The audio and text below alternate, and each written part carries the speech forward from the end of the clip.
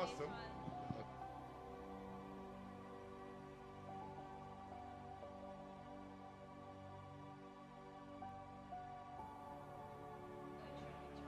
Okay. Like to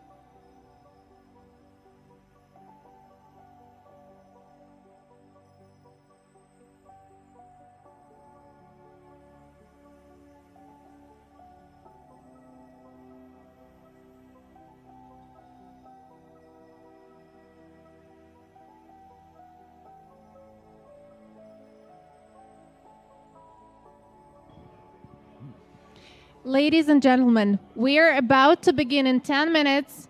Please take your seats, come closer to the scene.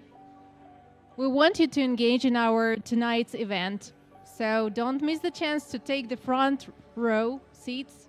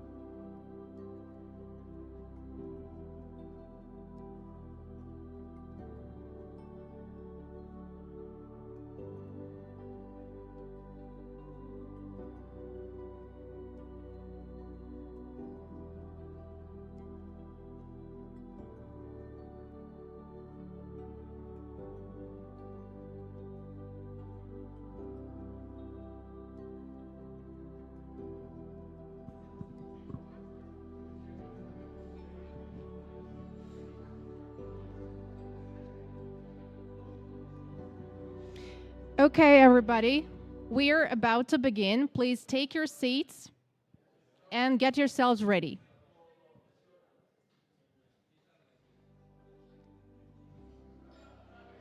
Once again, don't be shy to come closer. Take the front row seats.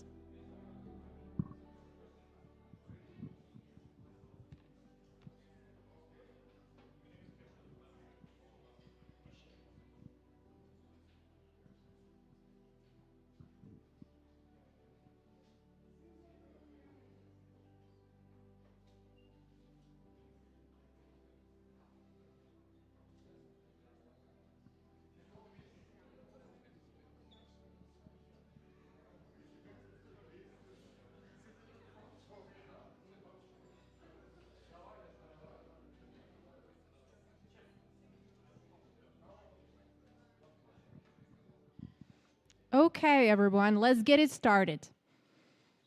Good evening, ladies and gentlemen, and I would like to welcome you here at our exclusive event by Cellframe Network.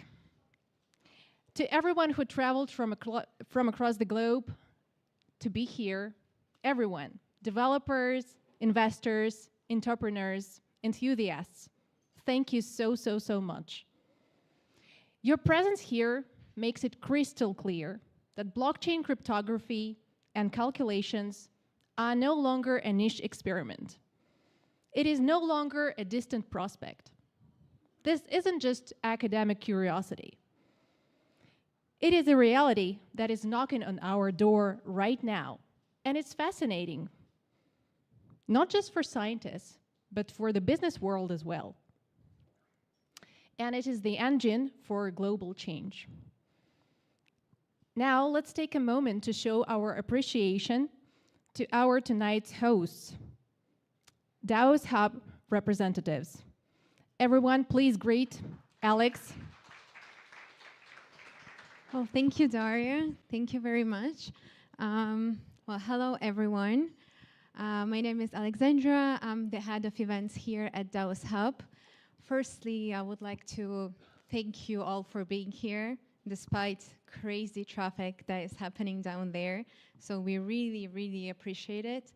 And of course, welcome you to our space, to the event that we're co-hosting today with the Cellframe. I think there's a lot of new faces I see in the room. So I will just give a very quick intro of who we are and what we do here at DAO's. But I think we all can agree at the fact that there is clearly no shortage of events in Web3, right? I mean, today's situation is a clear fact. But what is missing are the relevant ones.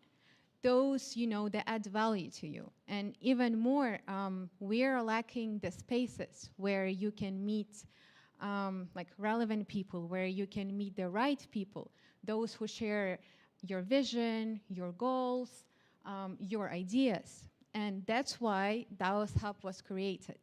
Because DAO's, it's a collaboration hub for Web3 communities, for Web3 startup communities.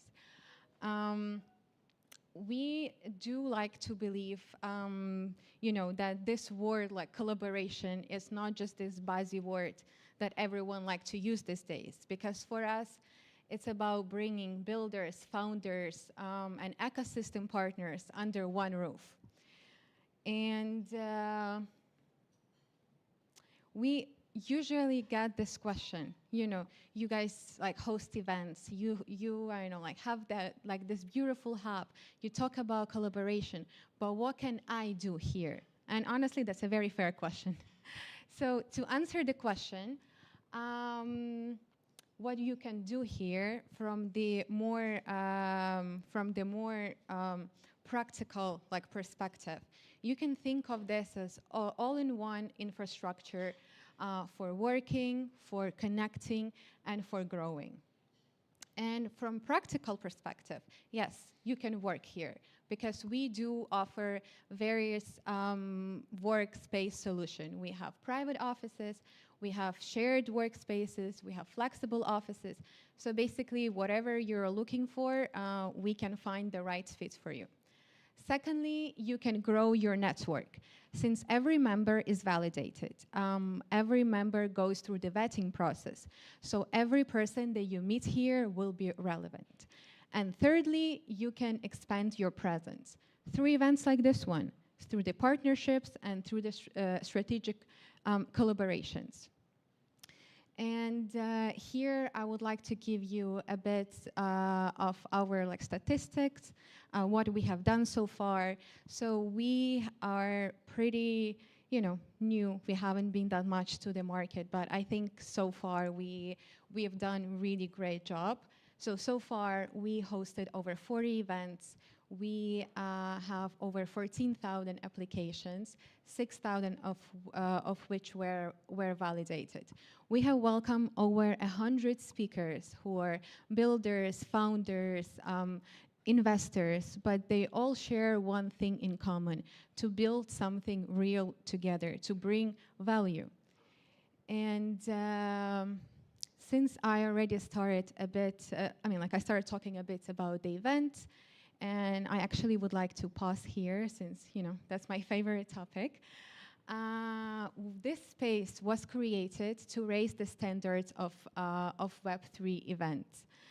Because when we're talking about the events, as I mentioned, earlier, there are so many of them, but the way they're done, the people that are coming to them, usually, not usually, but sometimes can be better.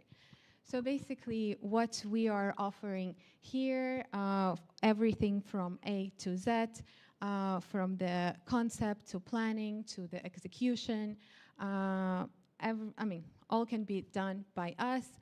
Also, we do have some cool features like the custom lighting setup or the broadcasting, because if you will take a look around the hub, you will see that we have cameras that are strategically placed for the broadcasting, so we can broadcast your event to any of the social media channels. And here is actually a very good example of our offerings. Is the the event that we were having with the Notcoin during Token 2049, where we had 100 attendees here offline in the room, but we had 8,000 people joining us online. So it's this kind of hybrid experience that we are offering here at DAO's Hub. With that being said, I know that we, running out of time, so I'm not gonna take more of the time. But with that being said, if you're in Web3 space, if you think that DAO's Hub can be the right place for you, if it can be the right place for you to connect, to grow, to meet the right people, that's my Telegram QR code. Please scan, connect. I will be more than happy to chat, see how we can work together, and if you have any question regarding the membership, the offices, and especially the events, because these days we are launching different initiatives. For example, they are connected to RWA, AI, and the Telegram creators. Would love to chat more and tell you more details, but I guess I have to go. So yeah, here's my QR code. We'll be more than happy to connect. Also, I'm here throughout the event, same as my team. I will be happy to give you guys the tour and tell you more about us. Again, thank you for joining. Thank you for being here, and I hope you do enjoy the event today. Thank you, Alex. Thank you so much. Okay, the official part of the Post-Quantum Dawn is about to begin now. So why are we here tonight? Not just to celebrate our accomplishments that we've made. Today we have brought together outstanding experts of the industry to track the progress of quantum computing, the possible threats it poses to modern cryptography, and the synergy of artificial intelligence and many other topics of interest. Exciting, right? So it is now my privilege to greet the CEO, founder, and visionary of Cellframe Network, who made this exclusive event a reality. Give it up for Dmitry Gerasimov, who is joining us remotely today.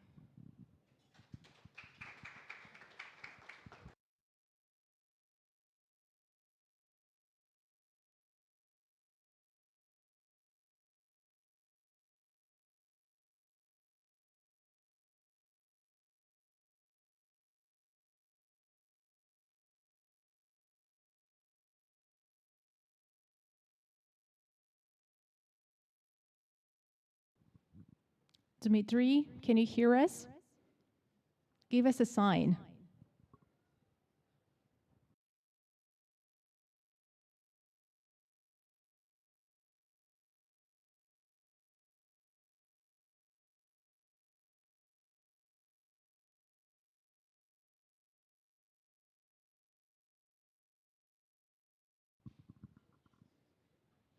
I guess we have a bit of a technical problem right now.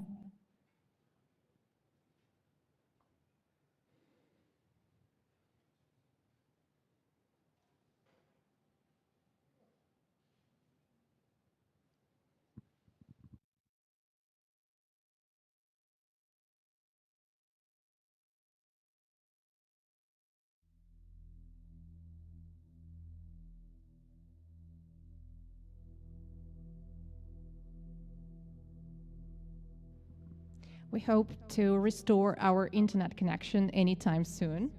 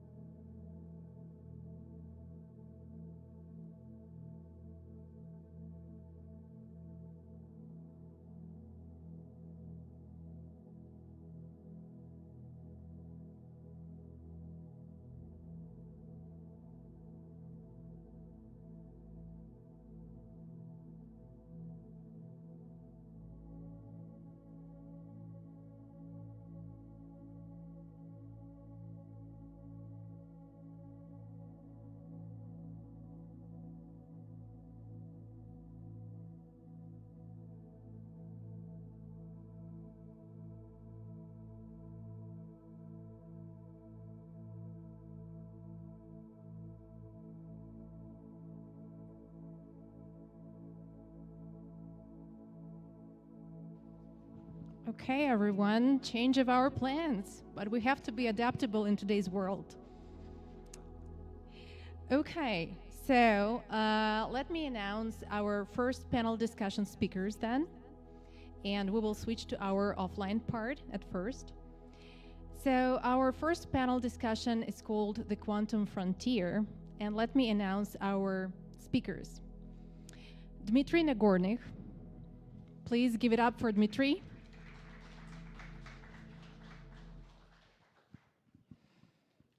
Konstantin Papish. Let's give a warm round of applause to Konstantin.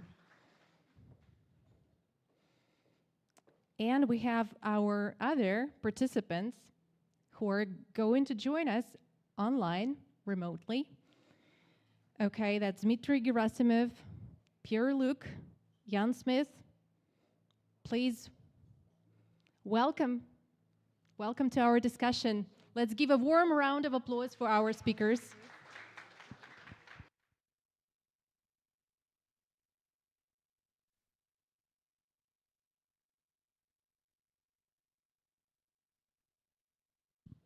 Okay, but I forgot to provide our offline speakers with microphones.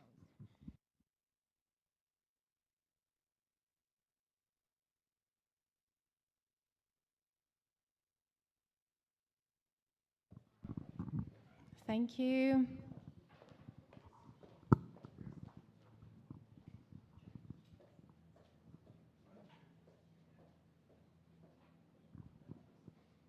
So maybe during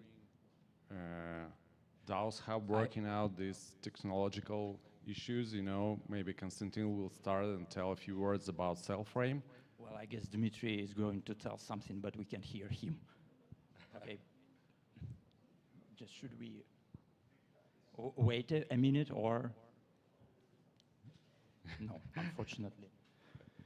Technical issues. I guess Dmitry is trying to encourage our offline speakers to go first. Well, okay. No.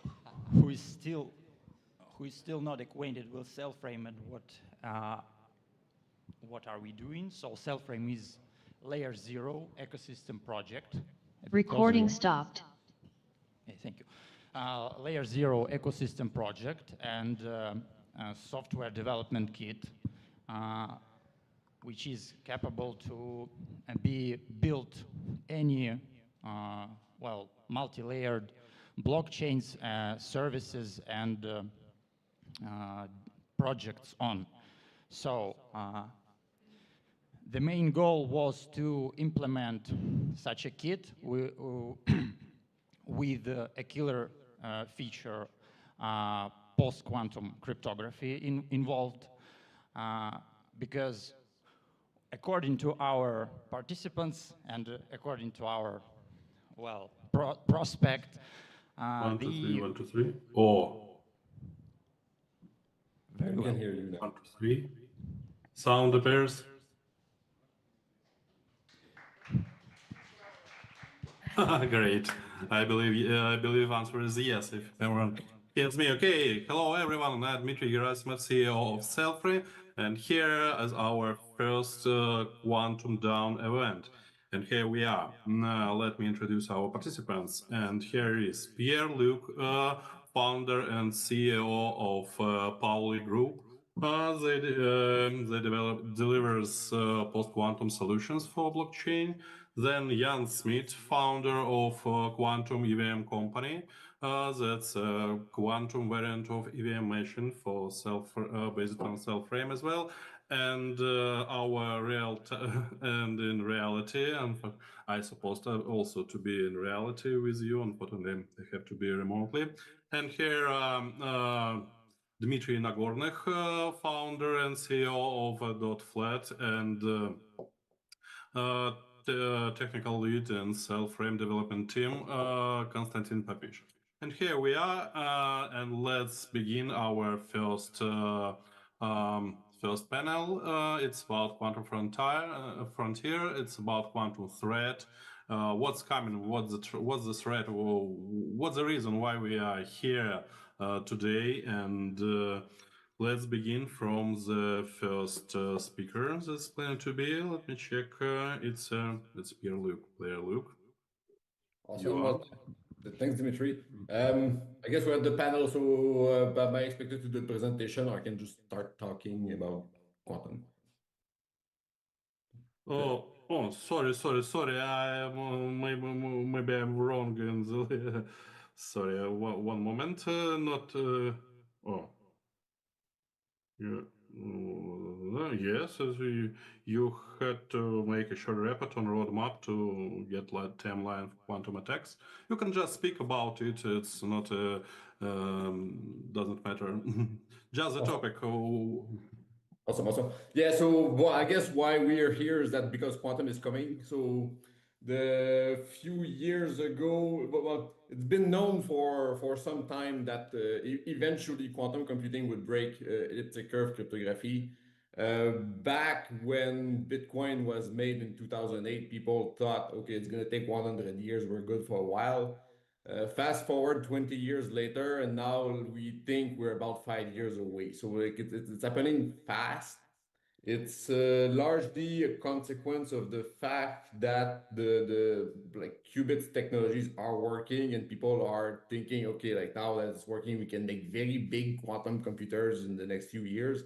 And the first thing that those big quantum computers can do is break elliptic curve cryptography. So and like not much else actually. So like even like if we want to at some point do quantum simulation, we'll need quantum computers much larger than what can break Bitcoin.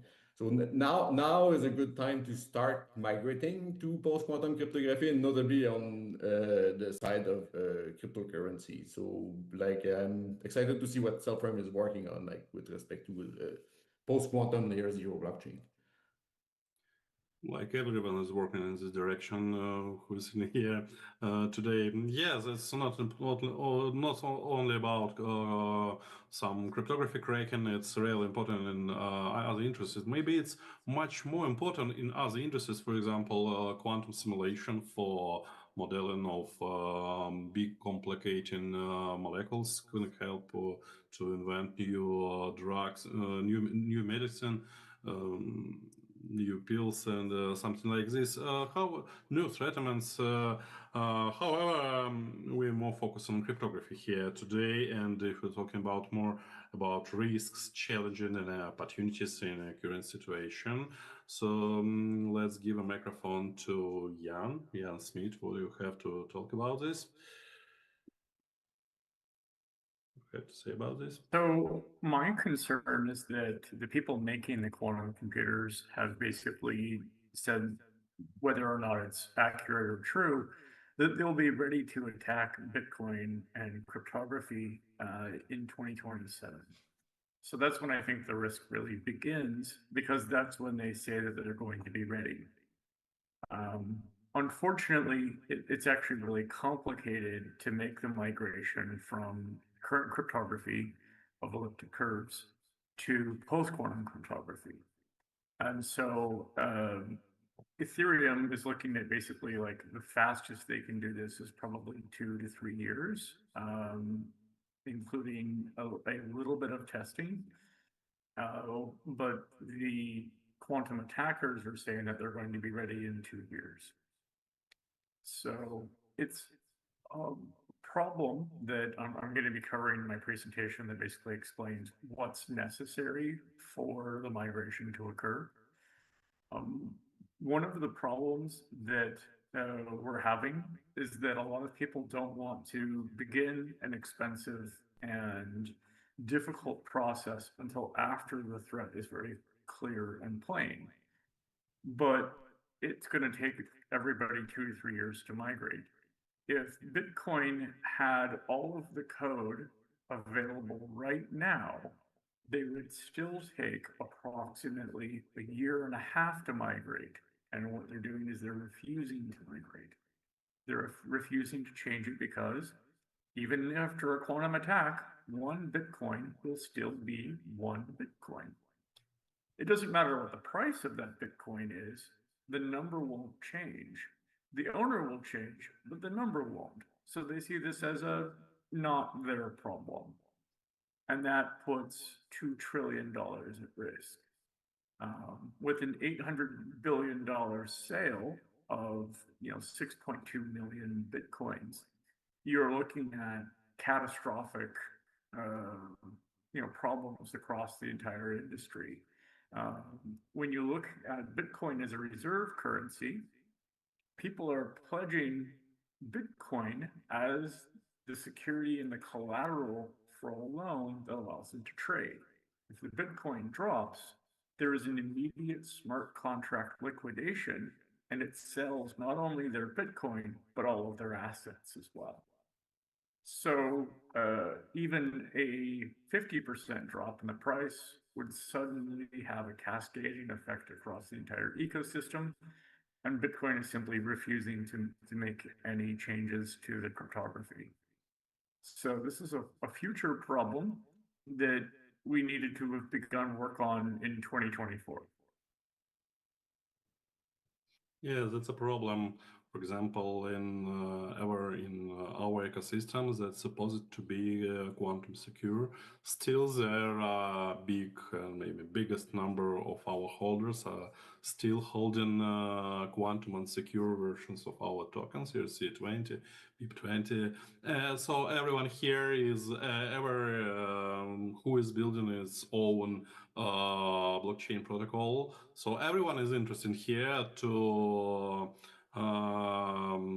not to let Ethereum and Bitcoin to get down, because it will get down the whole industry, and that's a really big problem. Migration. Tomorrow, Bitcoin community will say, okay, we have a new version of protocol. We have a quantum resistant signature. Let's switch on this new technology. It still will take a lot of time. And with Bitcoin, maybe it will be worse, because it will require a lot of there is no any responsible person who will go on all exchanges, will say them to update or something like this. It will be a long story, and here I think everyone who is sitting here has advantage because it's easier for us to adopt to the situation, you know. Here we are looking on from the different sides. For example, Pierre, as I understand, producer solutions. So some of your solutions Pierre based on Ethereum, as I understand. And here, by the way, I want to discuss also about the risks that not only comes not only from digital signatures. We have vulnerability signatures. It's clear. Everyone have heard about it. However, there are another quantum vulnerabilities in most used cryptography. And what you have heard about symmetric cryptography, most used symmetric cryptography, I'm talking about AES algorithm. How it's vulnerable, especially if we're talking about most used variant of this algorithm? In the near term, I think it's really going to be elliptic curve. So on the side of symmetric encryption, like AES, like AES isn't a perfect scrambler. So like if you encrypt data with AES, like there's always like some amount of structure, but like there's no good way to exploit that information so far with quantum. Maybe at some point in the future, but like right now there isn't.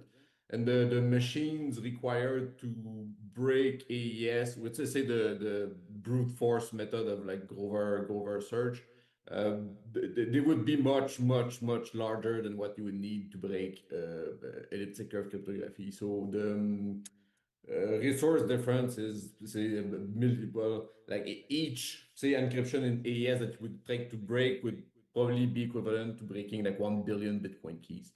So by the time you break like one cipher, you like the old cryptocurrencies have been wiped out. So like in terms of urgency, it's really the asymmetric cryptography which is critical right now. And for it for will be crypto, the first victim. everyone must upgrade individually. That's the difficulty. I read a paper that said 4 million qubits for breaking AES 256 at 12 rounds, which is probably like, what, 2029 or 2030, if Quantum hits their 2027 target of 1 million qubits, which they probably, they'll probably slip a little bit because they're still going to be doing hardware and real estate development up until the end of 2027. So it might be 2030 or 2029 before they actually have a quantum computer that has 4 million qubits. But the bigger risk here is that that number will go down in the meantime. And it may be an inaccurate number. It may have a flawed algorithm, but the active volume architecture tends to be more resource efficient than other techniques. So they can reuse their qubits as opposed to processing them in a line. They can use the same qubit again for doing work in the background and then swap in the answer. My concern is that it took 8 years for the NIST to evaluate which post-quantum cryptography we should use and come up with a standard. And I think that we need to have an SSL and TLS upgrade before NIST spends so much time going through their next wave of analysis on symmetric ciphers. So I think it's something that we should consider and something that we should plan for. But it's not something that is going to be hard to upgrade because the symmetric cipher is a very configurable part of every SSL and TLS session.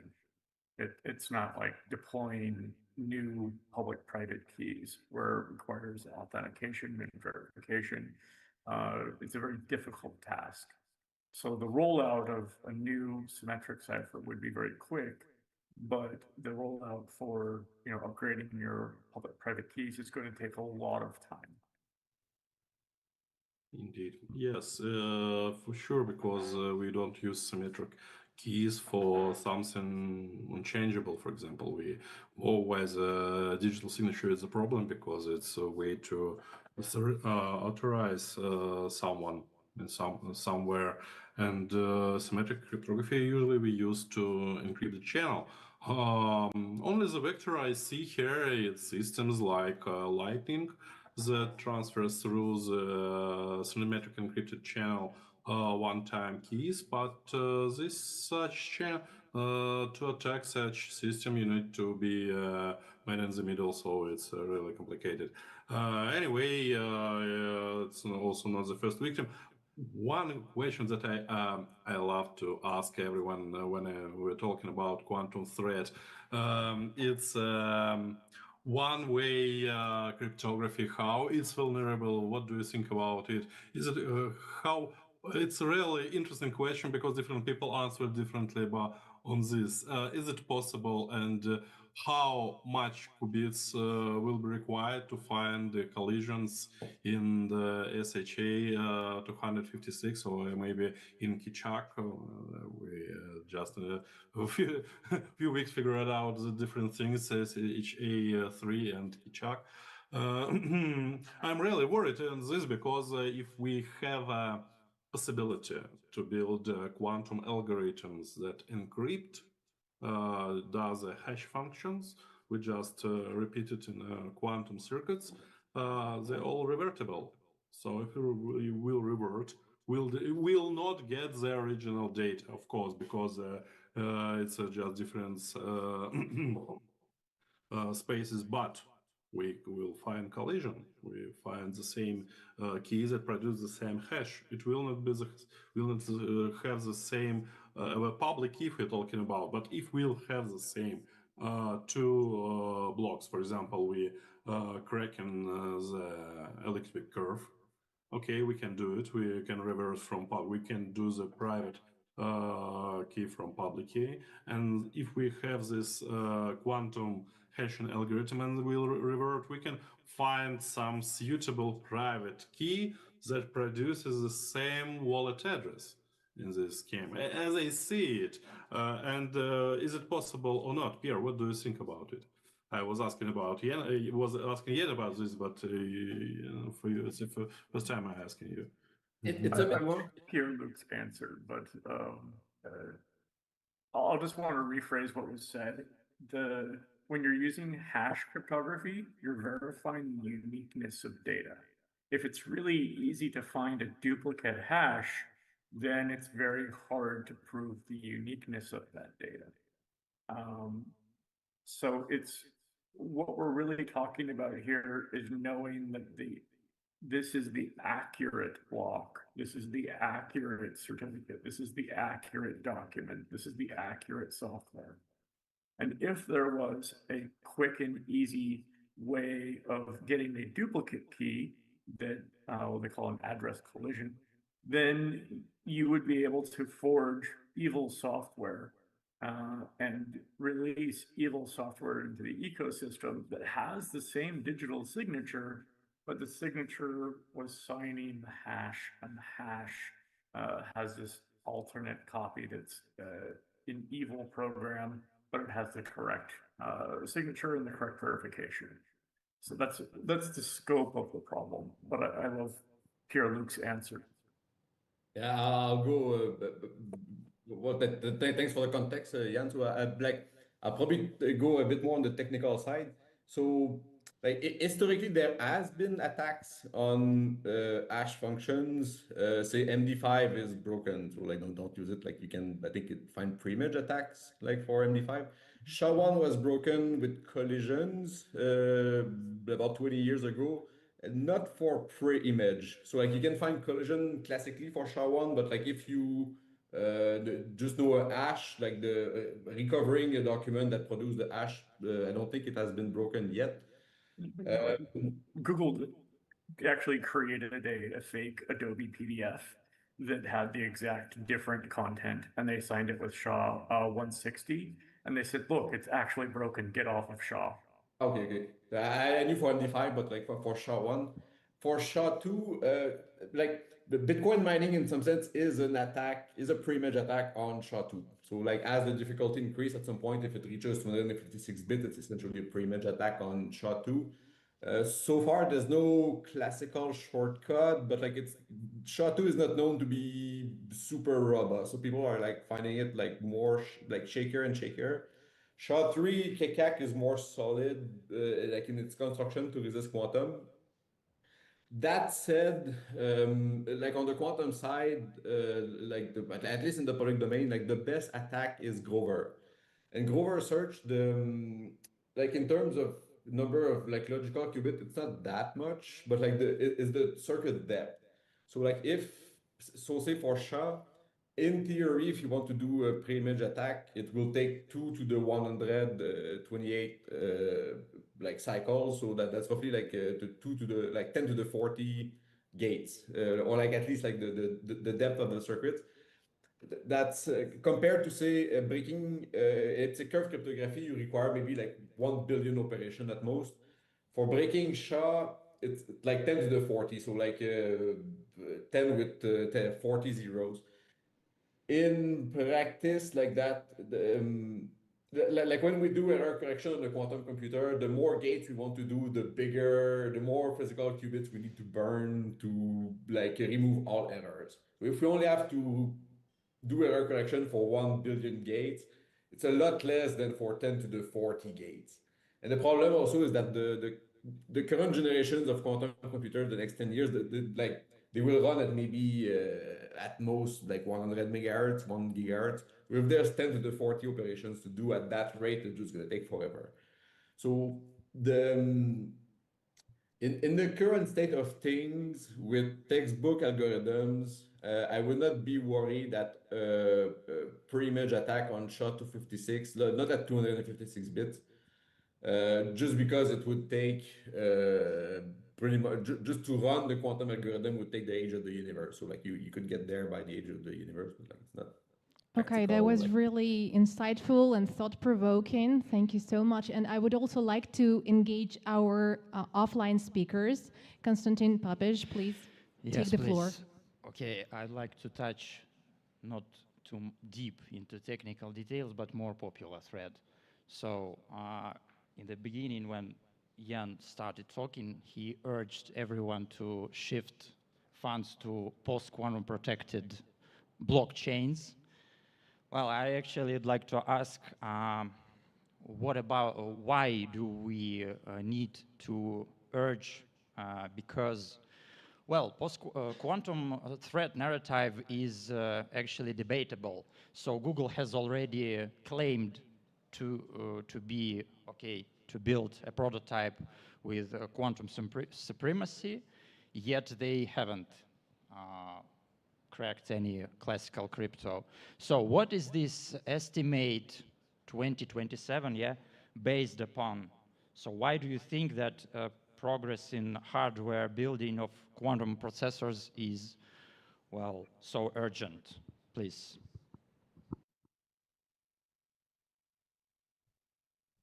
I'm sorry, there's a volume problem. Jan, I think it was a question to you. Yes, Jan, your estimate is 2027, when Bitcoin is probably cracked. So Riverlane said 2026, but then they missed their 2024 target. PsiQuantum says they'll have 1 million qubits, far in excess of what's required, starting in 2027. And that's, again, their marketing information. They said that they won't have the real estate with the lights on until late 2027. The other group that's come up with a public declaration was IonQ, and they told their stockholders that they will have income and revenue from running Shore's algorithm in 2027.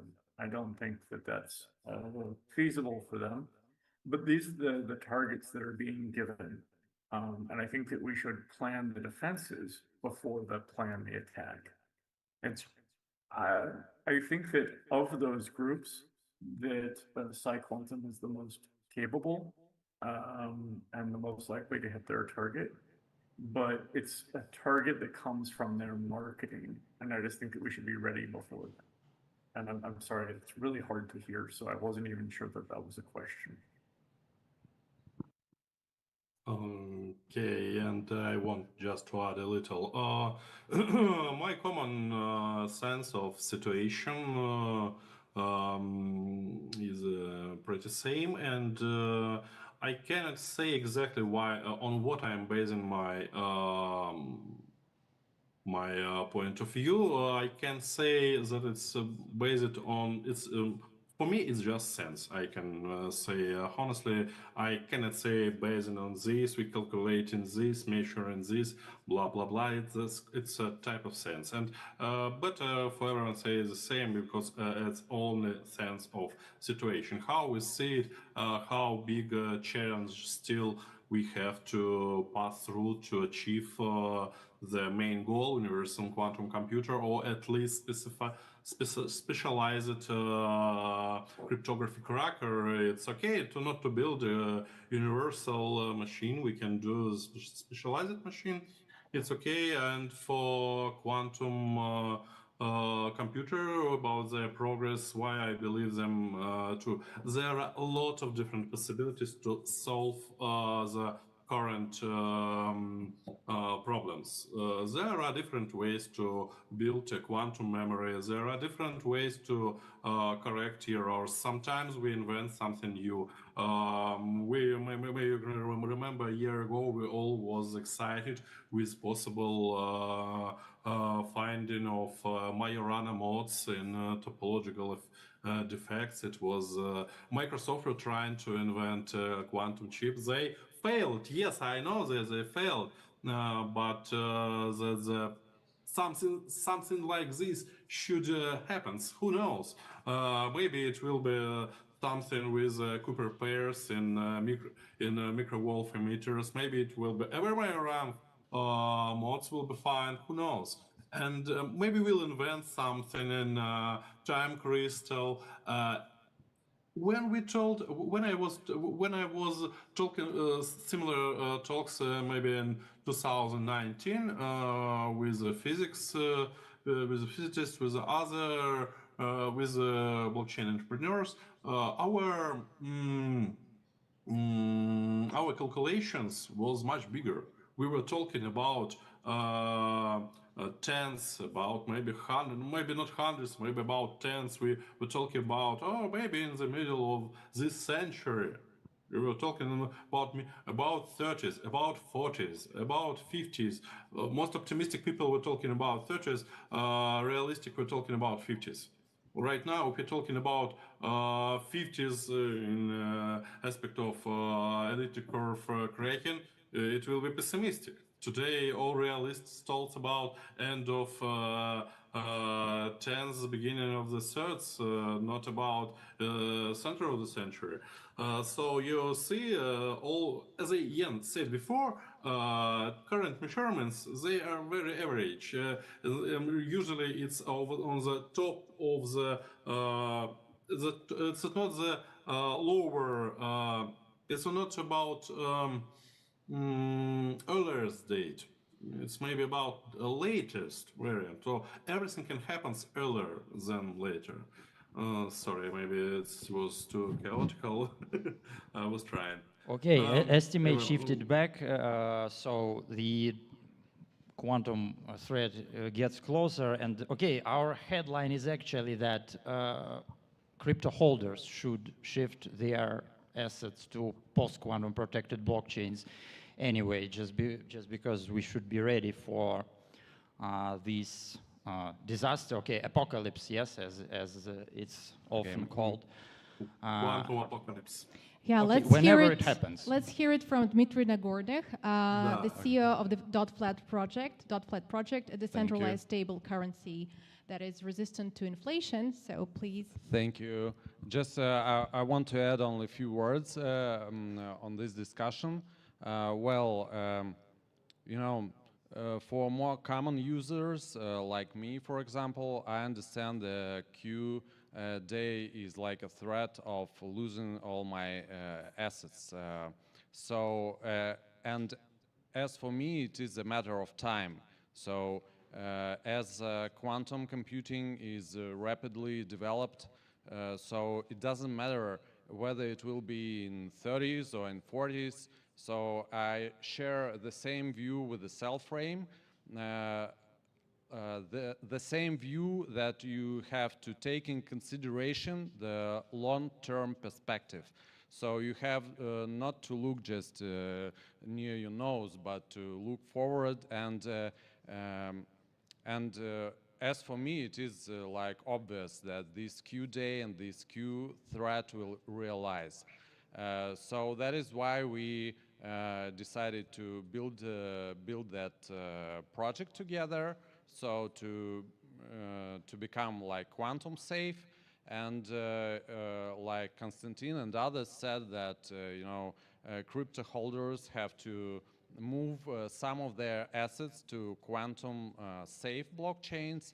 And as for me, I believe that another very urgent issue you have to think about is not only to save the assets, but to save the value of those assets. So what indicators those assets will be pegged to, like to USD, for example, but it suffers inflation. So if you will try to look in the long term, so you'll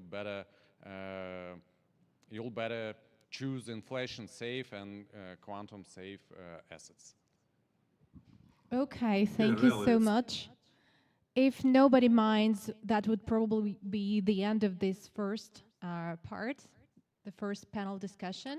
Thank you for this fantastic session. To everyone in the audience, we would like to ask if you have any questions to our speakers. Just a second. Hi, thank you so much for this option to listen about such difficult topic, maybe for someone in as much as possible easier form. But I would like to ask you a bit outside question. I believe, and does have belief, that community is a critical component of any Web3 and other projects. And I would like to ask you a question that consists of 3 parts. First one is easy. Could you please answer yes or no? Do you believe that community is critical part of Web3 project? Just yes or no. Yes, of course. Incorrect. No doubts. I can say yes, but the question isn't correct. It's not about trust, it's about knowledge. So I don't believe, I know that it's important. Okay. So don't change the verb, but okay. So, and the second question is, what is the main platforms and what is your community based on? I'm talking about like social media. Which social media do you use to build your community? And what do you think maybe is one of the best social medias that you use and is good to build such communities that will provide like quality ideas, decisions for your projects, for example? I think it's also a question, but for me, because I have the biggest promotion experience, in crypto world, next 3 platforms are most important. First of all, it's X Twitter, then Telegram and Discord. These 3 platforms, they cover 90%, maybe 99% of all social activity. Yeah, nice. Actually, with my page, I checked all of your social media, especially Twitter and Telegram and everything else. And my third part of the question is not a question, it's just like maybe an advice. If you would like to improve maybe and to find something new to improve your Telegram, especially community, please contact me or one of my colleagues if you are interested, because I think you could do much better with your Telegram. Thank you for the advertisement. And you're welcome. Now Okay, just one quick question from our community members. They sent us questions online, and I would like some of our speakers in the first panel discussion to respond to the first question, or to the first and so far most important question, and then we will take a 5-minute break, okay? So the question goes like this: what makes Cellframe plus QEVM truly quantum ready compared to other blockchains that only claim post-quantum security? We based from the beginning on the quantum cryptography, and the QVM have an advantage here because they has no quantum insecure tokens. All 100% of their tokens are quantum secure. Unfortunately, our tokens still migrating, but we built on quantum strict cryptography. And here I want to know that we have selected Crystal Dilithium as the default cryptography for our project. 1.5 years before the first round of NIST challenge for cryptography standards. So we predicted the standard for 2.5 years before it became a standard. That's the answer. Maybe, Jan, you have something to add about QVM? We're enabling the same cryptography for use in Web3 transactions, which means just being able to use JavaScript. And if you look at some of the other proposals that are adding quantum safety, there's going to be a large percentage of the users that don't do whatever the steps are, and then they're still going to be vulnerable. In the case of QEVM, we don't have any ERC20 tokens. There's no quantum vulnerable assets, and so it's very easy to have 100% quantum resistance and quantum protection. When we start doing bridging, then the problem there is that the assets that have been bridged are going to be vulnerable. And the flow of value needs to basically flow through those bridges to QEVM and to Cellframe. But as people, have existing banking relationships and exchange relationships, it's very easy to go the wrong direction. And so we need to add more of those business relationships in order to make the system round trip. Okay. Yeah, I wanted to write somewhere, attention, use only CF20 cell token. Don't use ERC20 or BIP20.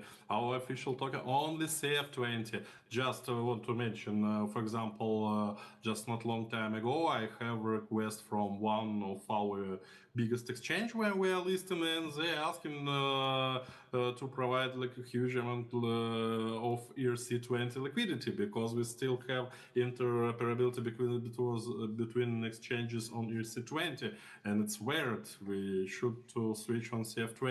Hope it happens soon, because after this request I got some approvals from another big exchange that they agreed to implement CF20, because, for example, on Bitmart, on BingX, on Bitcoin Tree, on other small exchanges, it's present. So that's one of my first goal here, to propose CF20 everywhere. Okay. Okay, thank you. Thank you for this over. fantastic session. So that was a lot to take in, and now it's time to take a quick 5-minute break. Okay, and then we will be happy to proceed with our second panel discussion. Thank you. Let's give a warm round of applause.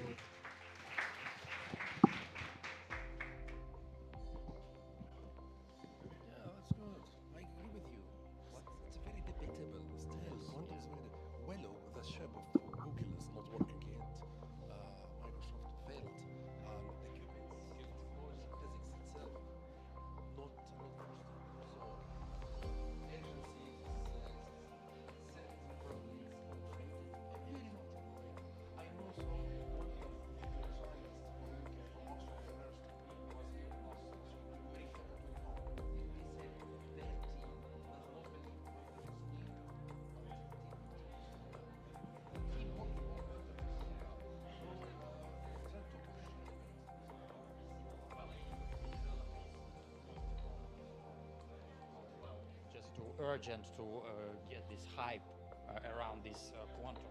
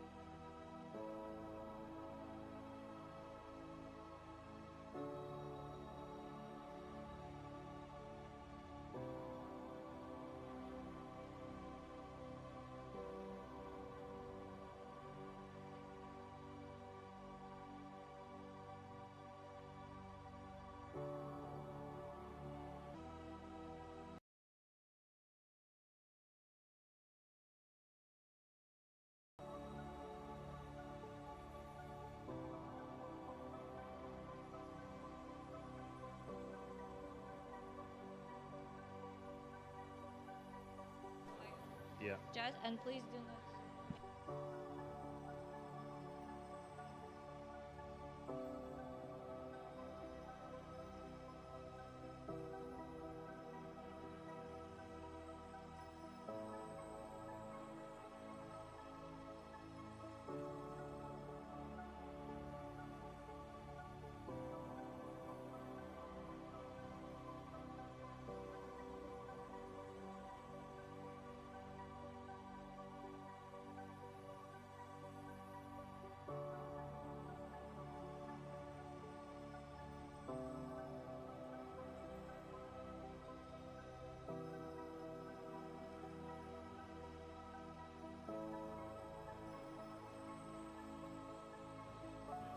Okay, everyone, we have 2 more minutes to enjoy yourselves.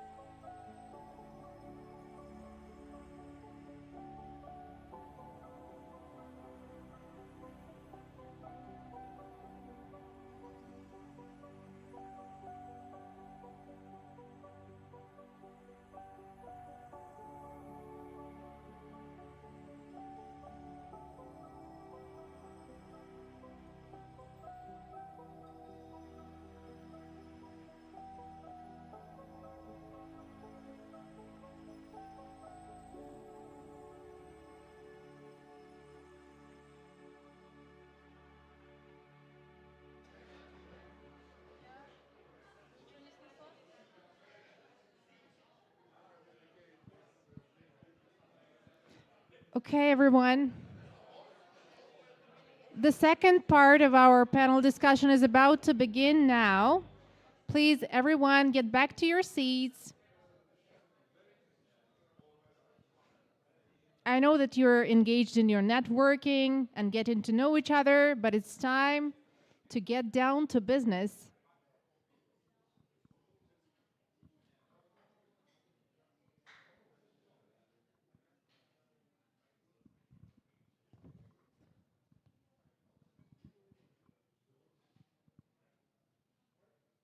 Everyone, please be seated if it's possible. Let's show our respect and appreciation to our next speakers. Okay, we're going to begin with our next exciting speaker, Mark Weber. He's the Quantum Universal representative, the head of quantum algorithms. Please, everyone, let's welcome Mark Weber. Let's give a round of applause.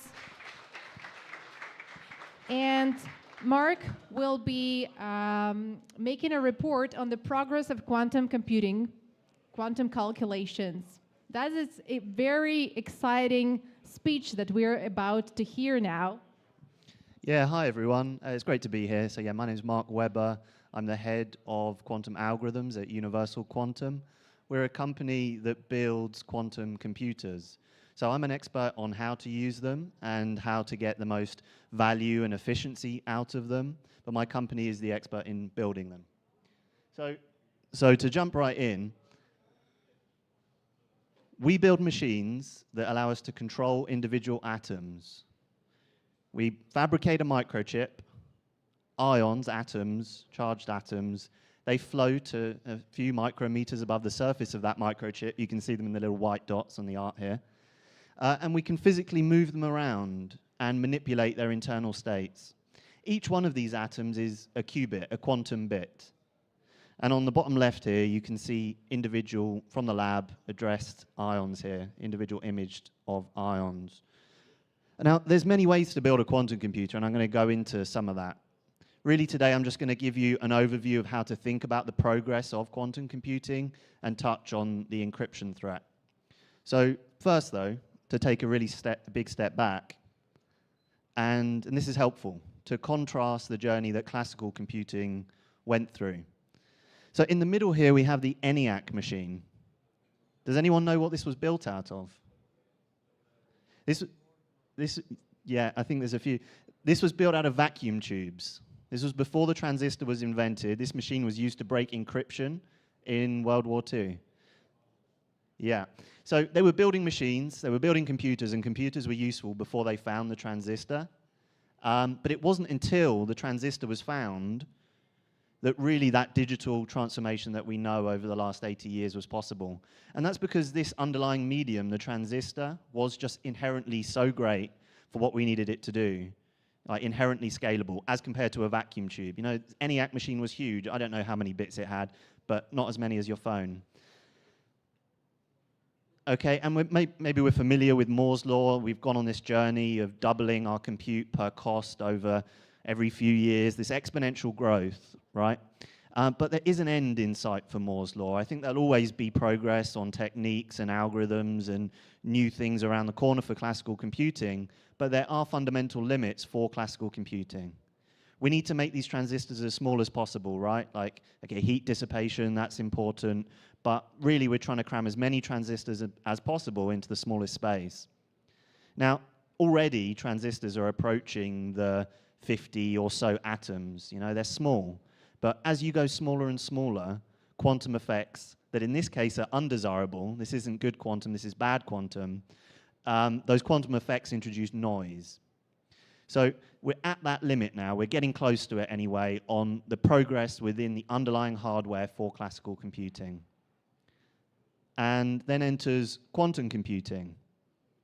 So I mentioned a qubit, a quantum bit. We're familiar with bits. There's 0 or 1. There's no in between. Our quantum bit instead has some of these strange things that we might be familiar hearing: superposition, entanglement, quantum weirdness, right? And our quantum bit, to be technical for a moment, is this state that can be described on the surface of a sphere, okay? If this is the Earth, the North Pole is 1, the South Pole is 0. And if it was a classical bit, they're the only 2 points. But with our quantum bit, there's this combination that is possible. This combination, superposition, constructive and destructive interference, think wave-like nature, these features that we use to expand the possible gate set, the types of operations that we can do. With classical computing, you can do universal classical computing with just NAND gates. With quantum computing, there's a much bigger set of what we can do to this sphere. We can rotate it, not to talk about multi-qubit gates. There's a lot that we can do. And this expanded set of operations allows us to solve certain problems much more efficiently than classical computing. And a key point is that the quantum computer is not doing the same thing more quickly. As previous guests said, the actual rate of these operations can be orders of magnitude slower than a classical computer. But the expanded set of operations allows us to solve the same problem in inherently fewer steps. So, I mean, a glimpse at the possibilities, there's a lot. In terms of what's perhaps most exciting and near term, it's in the direction of simulating other quantum systems. I mean, it makes sense using a quantum computer to learn about other quantum systems, but the list, of course, goes on, optimization, AI, and so on. Each one of these areas varies with like how solid that foundation is of, are there pieces missing of the puzzle? Because when we make a quantum algorithm, it's not just a copy-paste of the classical algorithm over to the quantum. You get no advantage that way. You really need to think about how to reap that advantage from that expanded set of operations. And as I said, there's many ways to build a quantum computer. And again, let's bring ourselves back to the early days of classical computing, where people were exploring options of how should one build a computer. And when the transistor was first invented, perhaps, I don't know, it wasn't so clear at that moment that this was going to be the revolution that it was. So for quantum computing, there's many platforms being pursued. You've got superconducting, these manufactured circuits that need to be kept at near absolute zero, as cold as you get, basically. IBM and Google work on those. We've got trapped ions. We work on that and others, IonQ, Quantinium. Neutral atoms, quantum dots, NMR, photonic devices, and so on. The list really does go on. And they each will vary with regards to their strengths and weaknesses. You can think about fidelities and operation rates and connectivity. They will vary. But I would argue the most important one, and it's hard to quantify, but the most important one that will differentiate these is how scalable are they? Quantum computers exist today. You can log in on a cloud and run a toy algorithm, but they're not providing commercial utility. We need to make them so much larger. The quantum computers today have 100 or so qubits. To break the elliptic curve encryption of Bitcoin, you're approaching needing 1 million qubits. That's 4 orders of magnitude growth that we need. And it's the scalability of the underlying hardware that will vary so much. And that journey will vary over the timeline. Some might be, you could argue, scalable to the 100, to the 1,000 qubit. And you really have to get into the details if you want to understand which of these platforms is really going to take you to the scale that you need. Okay, so it's a vibrant commercial ecosystem, right? People are working on hardware, software, algorithms, applications. Hardware that's not originally designed for quantum computing is now being sold for quantum computing. It's a busy place. Just briefly on this is a more technical one, but this is the reason that we need so many qubits. We say we've got 100 today, but we need 1 million. Quantum error correction. Because when we build quantum hardware, we fundamentally come against this almost paradox or these conflicting aims that we have when we build quantum computers. Because we want our qubits, in our case ions, we want them to be so separated and protected from their environment. Any interaction with their environment, it ruins all that quantum stuff that we need for the advantage. So they need to be so separated from their environment, and yet at the same time, we need extremely precise control over their states. And it's those conflicting aims that make building quantum computers such a hard engineering challenge. And the reality is the error rates, if we say every time we do a certain gate on a qubit, the error rates today, roughly 1 in 1,000, maybe 1 in 10,000. But the error rates that we need to do the important applications like breaking encryption and other ones is closer to 1 in 1 trillion. Okay, that's a big gap. The hardware is not going to get us there, and instead it's error correction. And error correction for quantum, for now, let's say, is very similar to classical error correction redundancy. You know, you get a lot of qubits, in our case, working together. They represent one high-quality logical qubit, as we call it. And it's that logical qubit that we run our algorithms on. But that overhead, that ratio, is something like, it depends on a lot of factors, but let's say for now, 1 in 1,000. So you need 1,000 physical qubits for every high-quality 1 logical qubit that you get out. And that's why these numbers inflate to, say, 1 million. If we could make, and we never can, make perfect qubits to break RSA or elliptic curve, we'd need 1,000 qubits. But it's the error correction, the reality of noise, that means that number is so much larger and places that emphasis so much on the underlying hardware being scalable. This is an image of a trapped ion quantum computer at the University of Sussex in a vacuum system. We've got the microchip here, but I'll move on. And I'm going to skip this again. I'm happy in the panel. I'm on the panel next to talk more about our particular approach and compare different hardware platforms. It's something that I think a lot about. So this is an example of an exponential quantum advantage, breaking RSA encryption, elliptic curve encryption. This algorithm was found in 1994 by Shaw, and this was a big breakthrough because this was the first time someone found an algorithm that is exponentially better on a quantum computer than a classical computer. Okay, and we've got a graph here. And on the x-axis, this is breaking RSA encryption. On this x-axis, we've got number of digits in the RSA encryption. On the y-axis, we have how many operations does it take to solve this problem. And we have two lines. In red, we've got the classical algorithm. This is scaling exponentially. And as we see the number of digits go all the way up to 256, the number of operations has exploded to near 10 to the 30. Essentially impossible, right? It's technically possible, but you're going to need millions and millions of years. In contrast, the quantum approach, because of that expanded set of operations, solving the same problem but differently, even if each of these individual operations is 100 times slower than the classical, we're spanning 20 orders of magnitude difference in the number of operations to break it. So it's these sorts of applications that are exciting for quantum. It's this exponential advantage. There was previous conversations on the impact of mining, where we're going to use Grover's algorithm. That case is quadratic. There's a big difference between quadratic and exponential advantage, and it changes where this crossover point goes. Okay, so this paper is probably why I was invited here today. I wrote a paper on calculating the number of qubits that we need to break elliptic curve encryption. And there's a lot that goes into this, hardware considerations and error correction assumptions. And this is not the final word, because both the algorithms, the error correction, and the hardware, they're all developing in tandem together. But bringing that together, we can come up with estimates, okay? And a key point that I really was interested in for Bitcoin is that question of, well, how long do you have to break the elliptic curve of Bitcoin? Because there's two kinds of attacks that are relevant. There is a storage attack and there is a transit attack. The storage attack is the example where you can take as long as you like.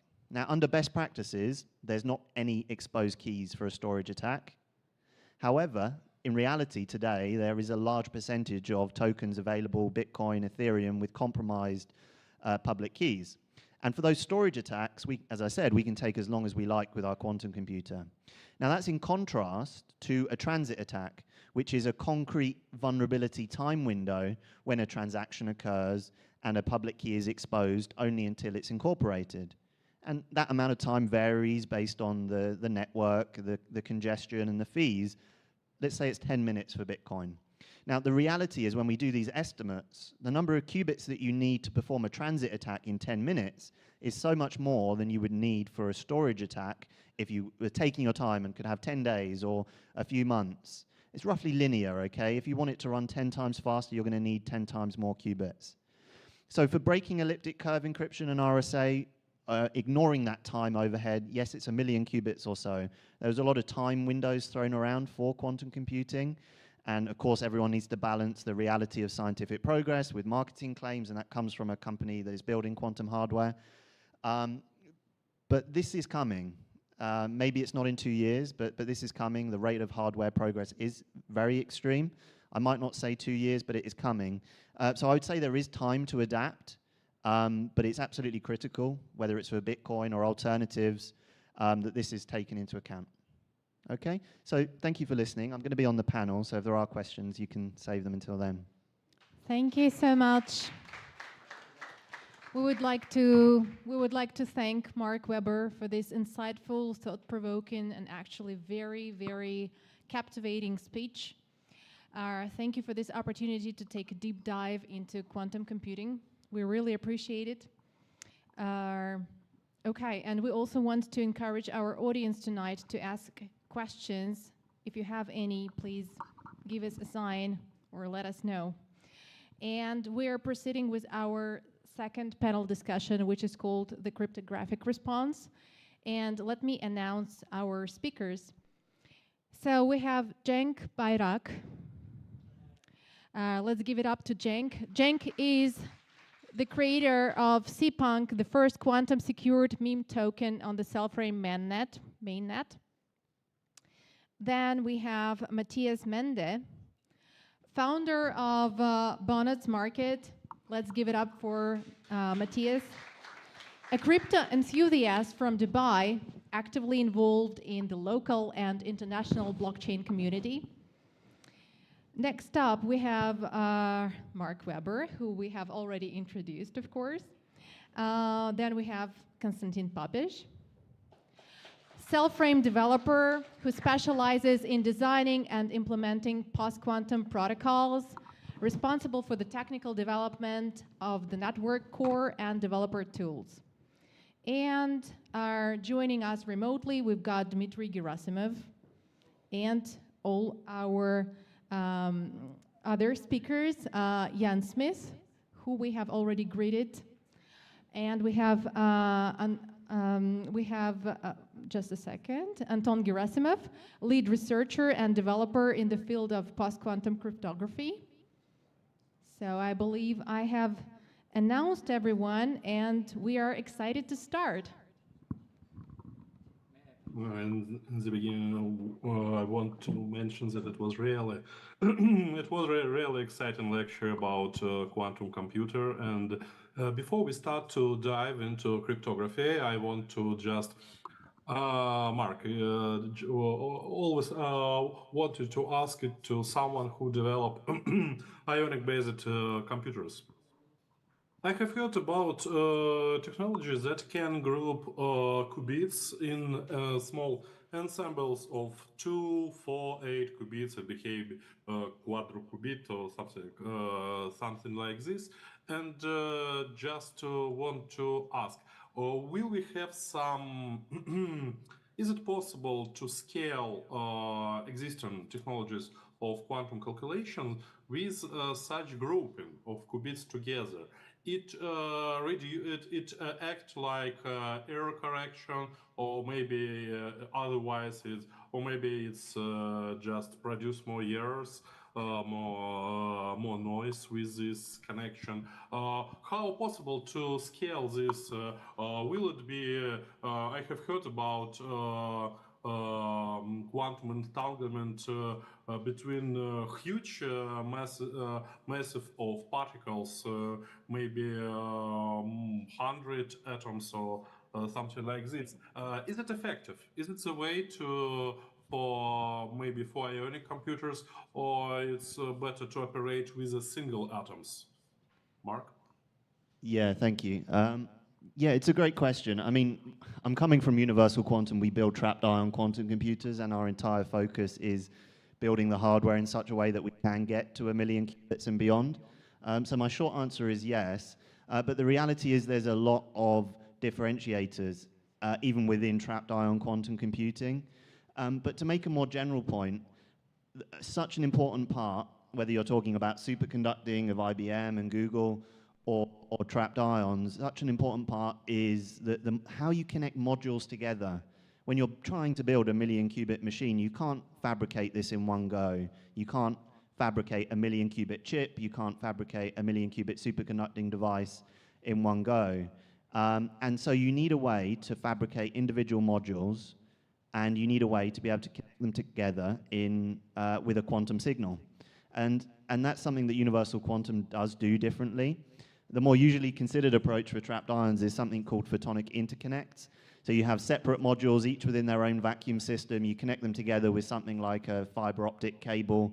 And this thing has been demonstrated. But the reality is the fidelity, the rates, and so on of that particular approach is orders of magnitude worse than what those same groups can do if you bring two ions together in the same place and entangle them.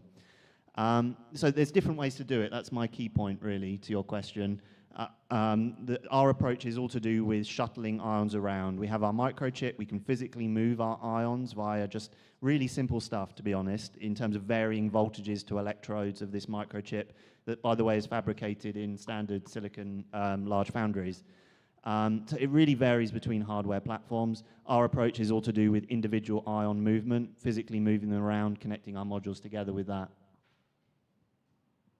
So that's in vacuum, this chip, right?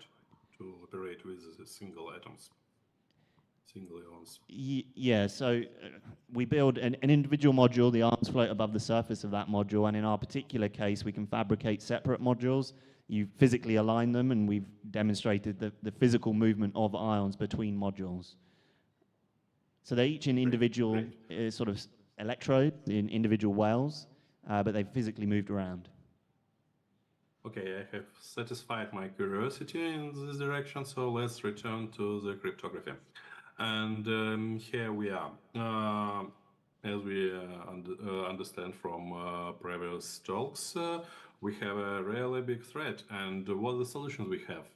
I have mentioned before that we have not only one possible victim. Yes, the first victim of quantum calculation will be digital signatures, elliptic curves. However, there are other protocols that we need to upgrade to replace, maybe not the, so it's not so emergency, but also important. I'm talking about symmetric cryptography that also need to be upgraded. There is also one interesting moment that we haven't mentioned before, but right now it became more and more important. I'm talking about anonymous cryptography, because current solutions for anonymous transactions, anonymity in blockchain, ever for anonymous DAO, for voting with disclosure, with personal disclosure, it's broken. It's became broken with the quantum computers, right? That's question for maybe let's begin from people in real life. One moment. Yes, Matthias, what do you think about it? Is our anonymous cryptography is broken with quantum computers, or how soon? You want to answer? Maybe I will answer by myself. Okay, I will say by myself it's broken. No. We have a question for Matthias Mende, right? Dmitry, would you please repeat your question once again? I didn't. Sorry. My question is that the quantum computers will break cryptography as well as anonymous cryptography. I'm talking about I'm talking about ring signatures, such things like Monero, Zcash, some technologies for anonymous voting are all based on classical ring signatures, and they also became vulnerable for quantum computers as well. Am I right? Well, I think for quantum computers, everything will be vulnerable as soon they reach 1 million qubits, like Mark explained in his presentation. But there are so many things which are encrypted. It can be the signatures, the exchanges, the consensus itself. So I think I would like to understand how the signatures and the signing in is encrypted, because I think that's the first thing which will be broken if it ever gets broken. Yes, and we have a different attack surface here. First of all, we can just maybe restore the private key as usual, and another way where we can use quantum computers possible is to disclose their anonymity, to disclose the person who signed the ring signature. Yen or Pierre, what do you think about this? I remember, Yen, you did some research in this direction. Or Pierre, up to you guys. Sure.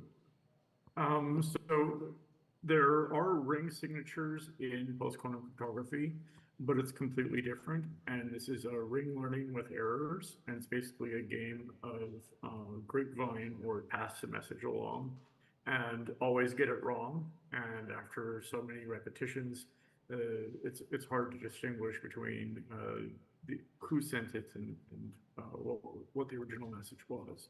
This is a post-quantum resistant system. There are also fully homomorphic encryption systems that are post-quantum cryptography.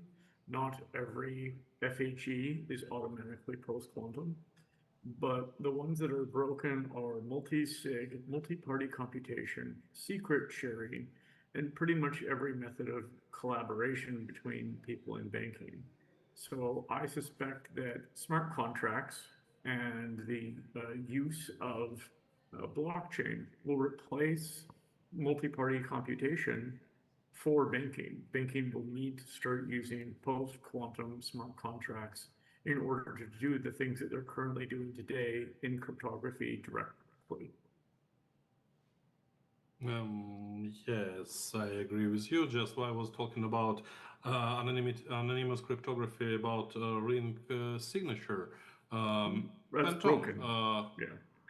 yes. Anton, can you explain a little for our listeners how looks like the modern ring signatures in a modern blockchain, how they act, and what is the fiat Shamir scheme? What it means, how it works? Yeah. So in terms of a ring signature, we're looking at kind of a similar mechanism to your ordinary digital signature, but instead of key generation followed by the generation of the signature and then the verification. So with a ring signature, you have something called a combining function, right? So this is what Ian was explaining, where values are passed around because the end result that you want is you want a signature that is carried out in the name of a group, right? So that the individual signer cannot be identified within that group, but you know that that signer falls within the group, right? So that has numerous applications in terms of, like was said before, in terms of secure voting, in terms of transaction anonymity. Now, Fiat Shamir is an interactive protocol, and it can be used for zero knowledge purposes. But so what happens with Fiat Shamir is that in its initial format, it requires an interaction between both parties, and so this is what's called an interactive proof protocol. Now, that's not practical for blockchain purposes, nor very many other purposes. And so you have a reduction called a Fiat Shamir heuristic, which allows you to lodge the results of the calculation onto the blockchain, and those verifications can be done elsewhere without the complicated interactive protocol, which really is not practical at all for not just blockchain in most practical contexts.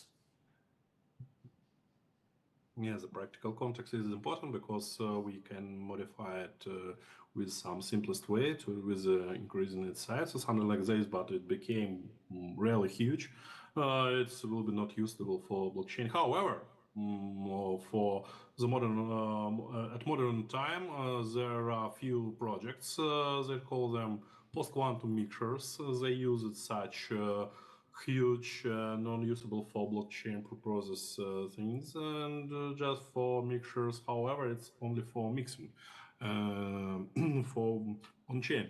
Here, what's the question? By the way, it will be question for you too, for Anton and for Pierre. There is such signature, maybe you have heard about it, chipmunk signature. And chipmunk signature, if you listen if you subscribe it on our socials, you have heard that the chipmunk signature was developed by Ethereum community, and we in Cellframe did its own implementation because original one was a Rust-based. We did a C-based implementation, and this chipmunk signature, it's aggregating signature, not threshold, as I remember, just aggregating signature. It's also very good. It can be used for rollups. Rollups are also important, and they also became broken, by the way. You were talking about classic rollups. I don't understand how it can be attacked with this classical thing. Doesn't matter. We are talking about anonymous cryptography, and the next step from the chipmunk ring signature that is ready is a chipmunk ring signature. We did some draft in this direction. I can say that it's production ready signature. However, it works, and it needs some improvements just in this verification moment that we're talking about. And here, when I first tried to compose this ring signature, I just implemented stock Fiat Shamir verification scheme for this, and it looks like working. I put it in code and was looking workable, passed it through the lot of unit tests. However, when I dive deeper a little, I found that Fiat Shamir is not quantum resistant by itself. However, a lot of researchers upgraded it a little and it became quantum resistant. So the question, what needs to be done with Fiat Shamir verification to convert it in Acorn verification suitable for chipmunks, for chipmunk ring? Yeah, so the in this new algorithm that is under development, there will be we're taking the primitive of the chipmunk signature. So for those that don't know, there was an earlier signature that was very similar called Squirrel, and Squirrel evolved into chipmunk. And so this is a multi-signature, right? So meaning that it aggregates, it does not provide that ring functionality. So in this new framework that Dmitry was just describing, the one-time signature is generated using the primitive that was introduced in the chipmunk signature that was initially developed for the aggregate signature, but in our case is going to become the primitive that is homomorphically combined to generate a ring signature with the necessary anonymity properties. And separately to that, there's also a zero knowledge verification scheme that was just addressed here. And that is done through the iterative chaining of a hash function. I believe it's the SHA-3. And so for that, that's kind of a de facto kind of alternative Fiat Shamir, if you will, where that is how that interactive property is removed. It's via the chaining of the hash functions. Yes, but iterative hashing, unfortunately, it's a quantum vulnerable part. So that's another place where that should be, I don't know, some address it, some replace it.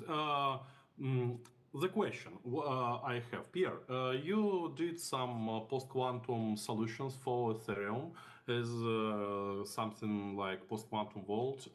What cryptography have you selected for? And have you heard something about chipmunk signature in the Ethereum community or some other communities, other blockchain where you did your solutions? Just I have heard once that this signature was invented and then no information after, no plans for integration.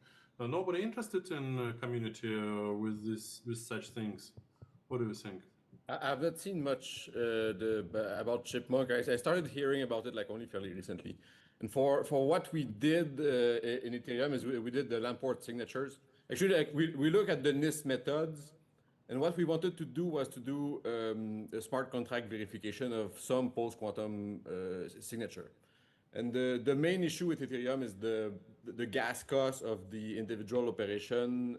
When you compound it to verify cryptographic signature, it just becomes exorbitant. So like you don't want to have users paying like 1 ETH in gas to verify one MLDSA signature.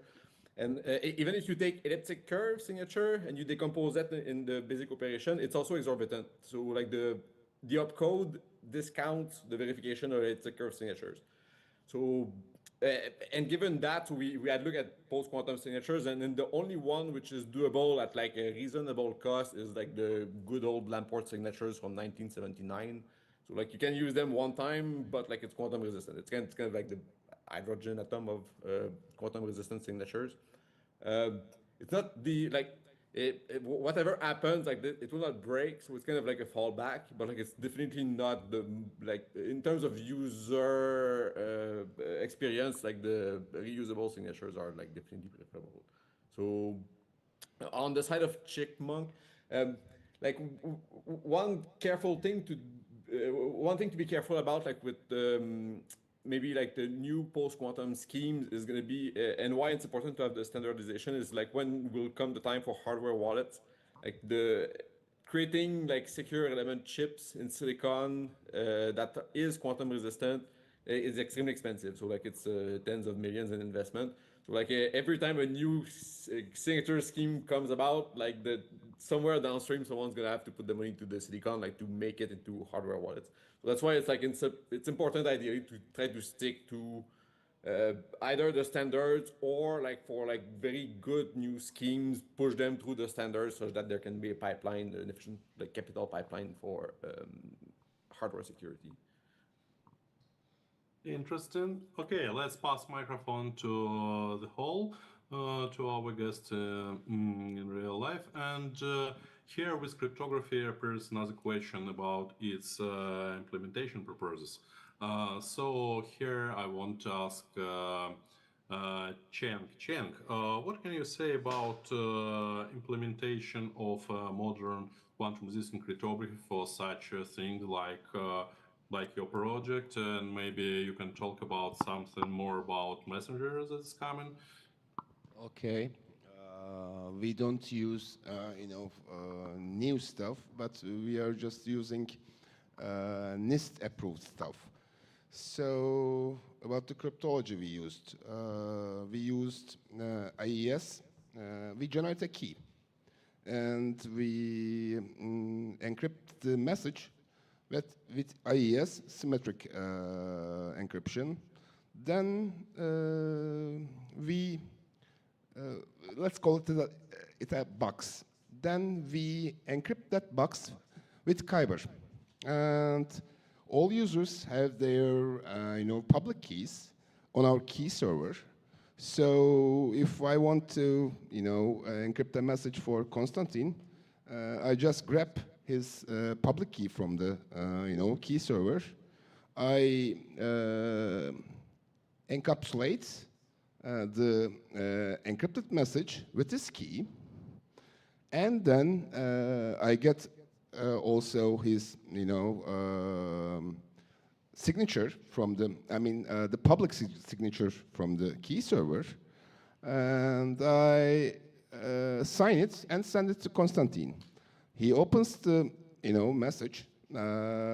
He because it's encrypted for him. Then he checks, and the system checks. Then also, as our key also registered in the key server, he knows that it's coming from me. So everything is intact. We are using two different encryption algorithms. One is encryption algorithm, the other is we can say two encryption algorithms and one signature plus the encryption algorithm we are using is also checking for if the message is tempered. So we're using two encryption algorithms and two algorithms to check if the message is tempered or not. Okay, it was a really detailed story. Just I'm interested in where you can fit anonymity in this schema. What I want to say, because you have a messaging connected to the blockchain, right? All the messaging left some tracks, no payments. That's the tracks. And here appears question of anonymous transactions. It will be very good for such system, I think, to implement the anonymous transactions for messaging and maybe some mixing inside, I mean, some Tor-like networking. Here I'm just looking for people and so also asking some such question. How hard will be to make some Tor-like based messenger or something like this, fully anonymous, without any connection, without any tracking? Ever it's connected to a blockchain, ever you need to pay for every message. No, no empty talks will be in this. Only for serious talks, this messenger will be. Okay, you asking me how hard to build something like that? Yeah, imagine you have a ready signature, it's ready, just take and implement. How actually, hard will be I to can build say such system you don't need to work on signatures or new encryption algorithms because they're already there. You can just vendor the encryption algorithms, and signature algorithms is there as well. And to build a messenger, you're not inventing new stuff. It's already done. You just need to get a messenger and change the encryption algorithm. And now you have a post-quantum encrypted messenger, and it's not very hard. I mean, especially in nowadays with artificial intelligence, it's gonna take maximum 1 month, 2 months to build something from scratch, not more. Incredible. That's I think only possible with AI help, I believe, because in the past such projects took about 6 months, maybe a year. Actually, I can say for our side, the alpha of the messaging, as you know, we start from zero, we vendored everything. I think the alpha took like 15 days. Okay, we worked pretty hard, I agree, but it took like 15 days. And worst case with the tests, it's gonna take maximum 1 month. As I said, artificial intelligence is going somewhere crazy. If you know what you're planning to do, if you know what you want to do, everything is much, much easier now. You don't need to code, you just need to explain what you want to do. Of course, you need to know what you are doing. You can't just say, hey, I want a post-quantum messenger. You can't do this. You have to explain everything, and you have to show everything, but you don't need to code anymore. You just debug. Actually, when you're coding, you already debug anyway. So sometimes you debug yourself, as a human. It works better, but the time scales are, very short now. I'm talking about months, maximum months. Yeah, AI driving is changing. It's a game changer, by the way. And here it's also important in our talks because such thing like complex testing, like development of our own algorithms, so like rigging signature.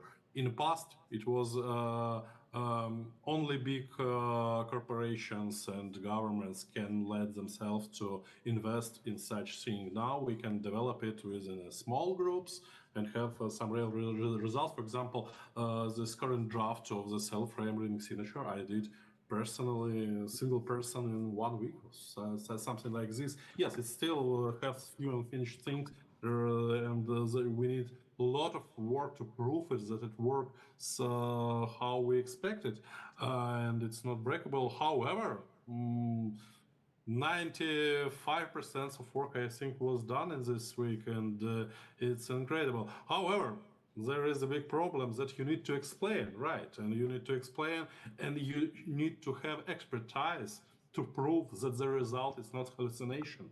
That's the biggest problem. Usually, it's a two different person. One person can say what you need to do, check your errors. It's a manager. One person is a manager. Another person is a software developer that can say that bullshit, it's not code that we need. And it's problem to combine it in one wipe coder, and usually wipe coders breaks into two parts. One of parts, it's a manager without expertise. That's the best part, by the way. They did the best job I found, because manager without high technical expertise, they can explain. They can explain. If you can explain to human, you can explain to AI what you want to do, and they do it. And they, if their job doesn't require high technical expertise, for example, they do sites. It's also complicated things, by the way. It has a lot of underwater stones, but it's not a rocket science, let's say so. And I know a lot of managers that wipe code sites very well, much better than live coders in opposite does. And another part is real coders, real developers that can develop, but I cannot explain what they want to do to another person or AI. That's the problem. They have a really high expertise and will be very good to pass their knowledge to AI, to multiply it, to have a synergy between AI and human. Unfortunately, we have such problems. People that can do synergy, usually they are managers. People that have expertise usually cannot explain what they want to do to AI. Okay, it was my personal pain.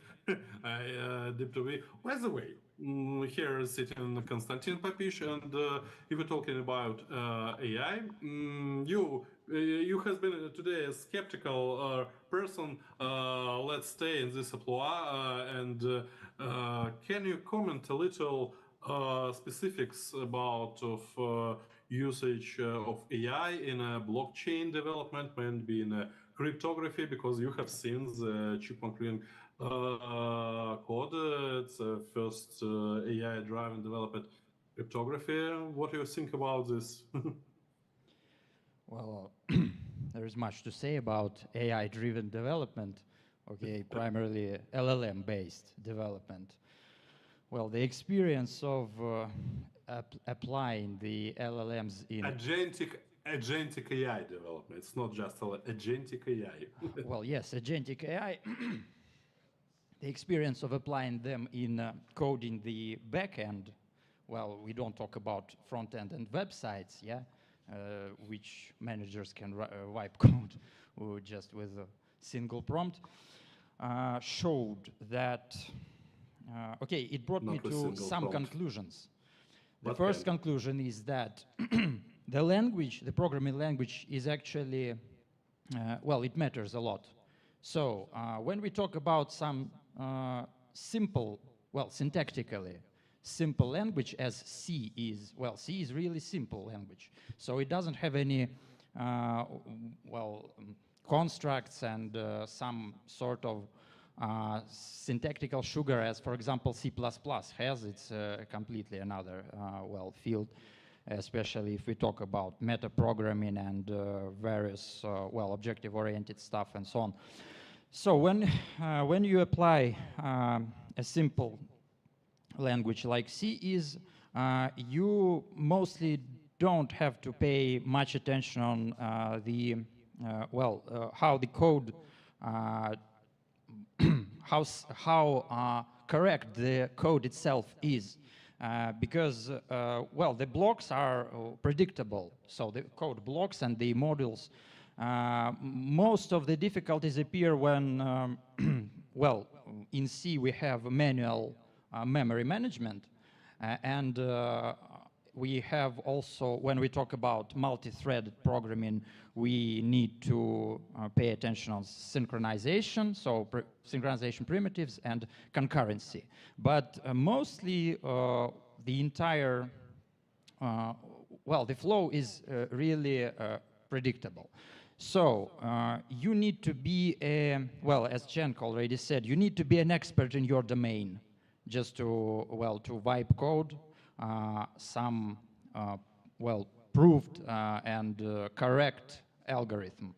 So you can just rely on what it gives you, well, from this first prompt, from the second, and even further. So, for example, well, I watched the Chipmunk implementation, but myself, I used LLM to code the decentralized exchange. Well, I can say it is more or less difficult, but well, the volume is is very big. So I mean the volume of the code itself and the edge cases you should take into account. So when you use a regular LLM, it can just overflow. Well, the entire algorithm can just overflow its contexts. Most of them don't have enough context to hold all the all the details. So just you need either to remind to an LLM everything you have mentioned before, or well, we use our domestic implementation of an context improvements, yes, let's say so, smart layered context, well, which is a system, a helper system, just to, well, to focus an LLM on, well, on the domain and or not to lose the details. So in this dynamic kinetic process of coding, well, because when you use an LLM, it's a dynamic process and it's a repetitive process. So you must verify, well, right after every piece of code it gives you, you must verify the result. And to help it be focused, you need some sort of context layering. Yeah, so that's why we don't use just simple LLM and prompting it. We use well, some more difficult system. Well, the experience is mixed, as I already said. So on one hand, you can't predict when you plan the algorithm, when you just make a solution, a general solution, you can't predict all the details. It is a flexible process, agile. Okay, let's call it agile. So you need to change your mind during this process. So maybe you face some difficulties and even impossibility to implement this or that feature, well, in current scope. So you need to, well, modify it. And you, okay, what I want to say, just vibe coding is not a silver bullet. So you still need to be an expert in your domain. You still need to be an expert in the, well, in the language you use, even if it is some simple language as C is, or for example Rust, yes, and so on. We don't take some difficult, okay, as we call them, functional languages and so on. And you need to verify constantly every time you need to verify the results. Well, that is actually the key to improve your performance, coding performance, and to deliver better. Okay. Thank you for sharing of your experience. Matthias, maybe you want to say something. I have seen some activities of your hand with microphone. I have a very important question to you, Dimitri. Since Cellframe is a EVM chain, and you have your own blockchain, but you also have your tokens on Ethereum and on Binance Smart Chain, on Web20. Yes. So the question is, how do you achieve actually the post-quantum cryptography in your blockchain? Do you already have your own protocol? We have our own protocol. We have mainnet on CF20 standard. It's maybe about 10 or maybe 10 or 15% of our tokens are circulating on our native protocol, so they are quantum safe. However, we have a big problem because we launched our token before we prepared the protocol itself. Unfortunately, we had to do it.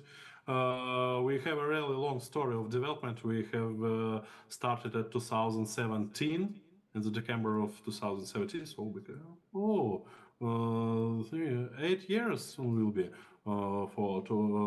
and only at 2021 to 22, I don't remember for sure, we have launched the token. We were postponing it by the readiness of the software. Unfortunately, we had to do it earlier with our old partner. And this caused the problem, my pain of migration. We have the bridge. We have the listing of our native protocols on some exchanges like Bitmart, BuyingX, and their Bitcoin tree. So there is a choice between them. You can register, purchase tokens and withdraw them on a native protocol. It works. But for some reasons, still most popular token is ERC20. If you're talking about BIP20, people usually purchase it on a gate, then migrate it through the bridge to the CF20 protocol. That okay, it works. But for some reason, a lot of people purchase and hold on ERC20. I don't know how to say people migrate. Maybe key is the hardware wallets, because not of SFPL or Everledger supports Cellframe protocol. However, as I know, most of holders hold their savings on software wallets. They don't use on cold wallets, just store somewhere it's seed phrase. And this way it will also work with CF20. But I don't. I think it's kind of inertia. Should happen something. Happen something that will frighten people, and I hope, really hope, that it will not be quantum apocalypse itself. That something will frighten people, not the apocalypse itself, to let them this gap between shit happens and shit is going to happen, and to let them to convert the quantum and safe savings to the quantum straight networks. Thank you. And all right, so you hope that the users, they convert their tokens on the Cellframe network, but also the industry has to adapt to your network, which means that Cellframe needs to be integrated into wallets, into exchanges, and then the other protocols, like not protocols, but let's say USDT or other stable coins, they should also start issuing on Cellframe, right? USDC, we have Rapid USDC, and have some messages from circles that they will accept our Rapid coin in case of quantum apocalypse. Yeah, I am right in this, right? Yes, it's rumored that Circle has such plans, but they just didn't provide us details. That's Jan said. Jan, can you comment? This circle said that they will accept our rapid token of USDC. So USDC I discussed this at a conference with the Circle employees, and they said, well, when you're closer to mainnet, we'll talk about deploying our contract on your network. And that would be an official Circle contract with an official Circle mapping between the CF20 and the smart contract running on QEVM. So it's a possibility. They're open to it. And what they want is the integration and control that is required. Another way of doing the same thing is to get some of these bridging protocols to implement the bridging protocol on the chain. And then we would be able to, using EVM, shuttle assets to and from our network and the other bridges and the other endpoints. This is a really big point of concentration for me. I put a lot of attention and effort into this because what we need is a flow of value from the unsafe chains to the safe chains. And I'm trying to figure out different ways of making that happen. One group is an investor group. Another is a simulation on emulators. And another is basically making ease of business use and compliance with standards. The use of EVM for doing transactions extends all the way up to the central banks. For example, the Chinese yuan, when it is issued as a digital currency, they use EVM to do it. It's not the Ethereum virtual machine, but it is an EVM that is, closed source and locked off, but it's in EVM. Clear.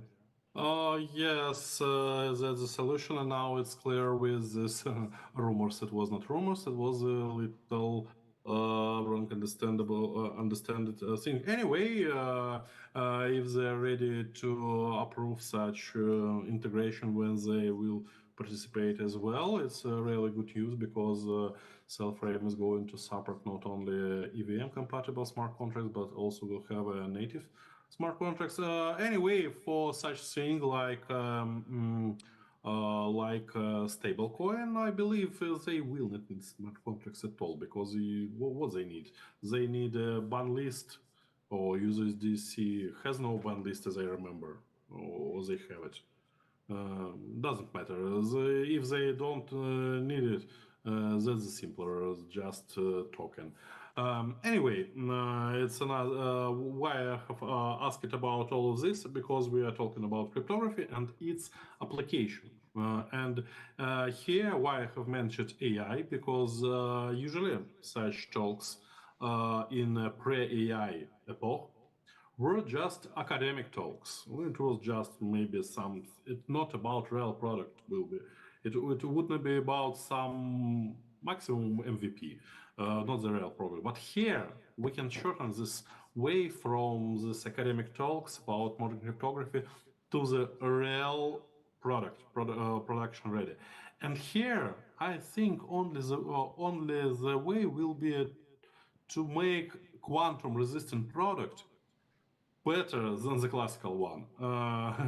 People will, and maybe only when we'll do, let's say, wallet should be better than MetaMask. Transactions should be quicker and cheaper than in Ethereum and Bitcoin. And that's generally all the requirements, because usually people has no experience with other protocols, only these two.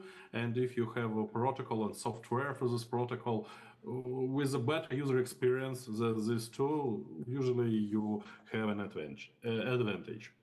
Okay, I think we can also interesting talk. Yes. Yeah, if nobody minds, I would just take the word and say that it has been a really powerful discussion, and we had a unique chance to get exclusive insights from the industry leaders. And we might proceed with some questions from our community members, if that is okay with everyone.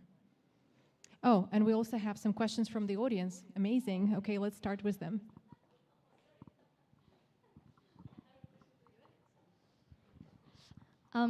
Hi everyone, my name is Lana, I'm founder of Circuit Labs. I'm very curious about your opinion about liquidity fractionalization that's going to happen when, you know, quantum computers come forward and start attacking it, because what happens is there's a lot of dormant wallets and a lot of dormant liquidity.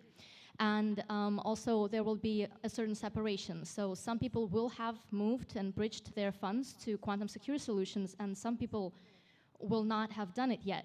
So my question is about the liquidity fractionalization and the arbitrage opportunities between the quantum safe and non-quantum safe positions, and what are we going to do with all that liquidity that will be taken by quantum powerful computers and that will be dumped on the market? So yeah, I'm curious about what you guys think about this topic. This depends from actions So I of. co-authored. Let me comment it quickly.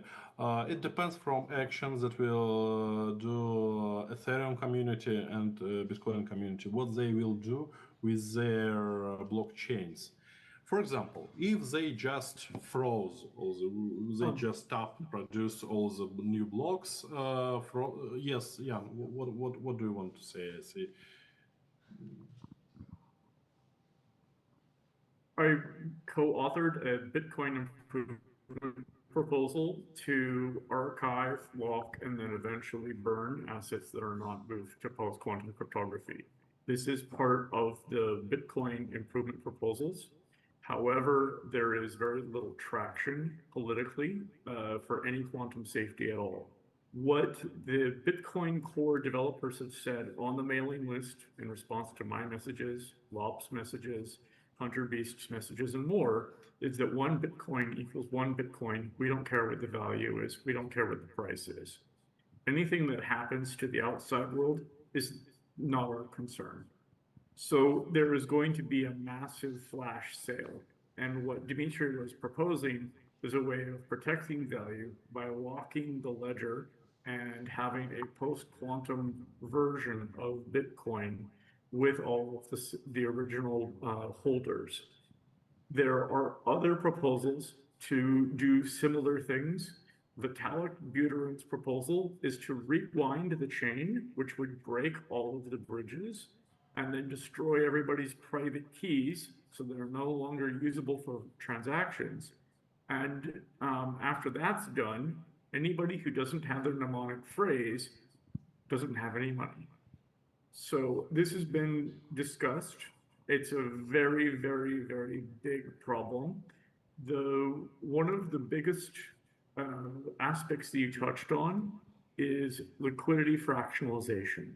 The opposite I expect to occur. I expect liquidity to start concentrating where there is safety. The large players, I'm trying to avoid their names, that all have billions of dollars under management, have said that they will not abide any decision wherein Satoshi's coins are vulnerable and seized. The problem is that the people and the politics of those people is getting in the way of any effective solution.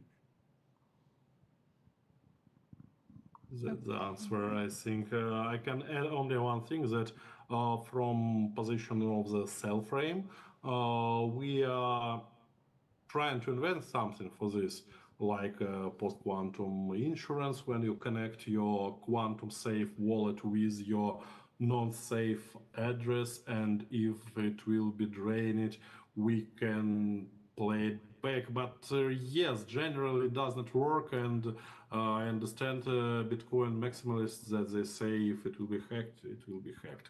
Who knows? Anyway, only what we can suggest is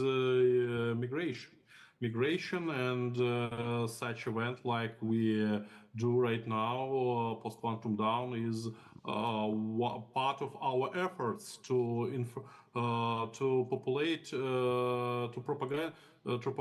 propagate this information, to let people know about this threat and that their ERC20 tokens and BIP20 are unfortunately not safe.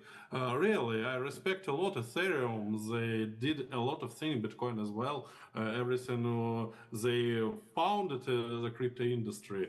And now their unsafeness became one of the biggest threats for the industry, because if they will worry about it, I believe most of everyone in Cellframe will migrate. If Bitcoin start to migrate, in Cellframe will be migrate almost everyone for sure. So as I said before, everything, we are all interested to make Bitcoin and Ethereum quantum safe. I'd like to add something to the question. So the lady said also about fractionalization of liquidity. So I think this is interesting for the first hackers which actually manage to break the encryptions, because the non-dormant or dormant wallets which sitting around, which is approximately maybe 30% of the entire Bitcoin supply. So the smart hackers, they will really open the wallets which are never touched and then slowly sell. Because if they open Satoshi's wallet or a huge wallet, from what I understand from some of the core developers of Bitcoin, that they will just roll the blockchain back to the last block and restart it again with some quantum proof encryption. But which they use, we do not know, because there is this NIST company, and I don't know if they have a backdoor or not, but it will be the first ones. I think they will benefit from it if they do it silent. But if they go hardcore, then it will be very catastrophe for like a few weeks, and then probably things will be good again. Thank you. Do we have any more questions from the audience? Okay, then a few questions from our online community. So questions on the synergy of AI, quantum computing, and blockchain. We might ask Mark Weber, if you don't mind. Which technology, quantum computing or AI, has the greatest potential to influence the future development of blockchain technology? And which brings more benefits to blockchains and which poses more threats? Yeah, so for AI and quantum together, just briefly, I was talking about this earlier. There's this quadrant that you can imagine those intersecting in different ways. You can imagine using AI to improve the creation of quantum computers, and we were talking about LLMs for blockchain development. It's relevant in the same ways. There's a lot of software that needs to be built and design elements. And then there's the possibility of quantum computing using AI in terms of actually running AI on quantum computers, and there's certainly a lot of research and theory on that particular direction. In terms of the practicalities and when, it seems a long way into the future. But then to bring blockchain into it, okay, we've heard enough about the quantum threat to blockchains, but what could we possibly do with blockchains using quantum technology?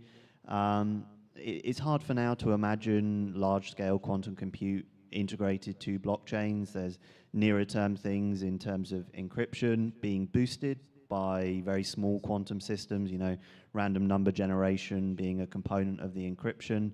That'd be a very small quantum system.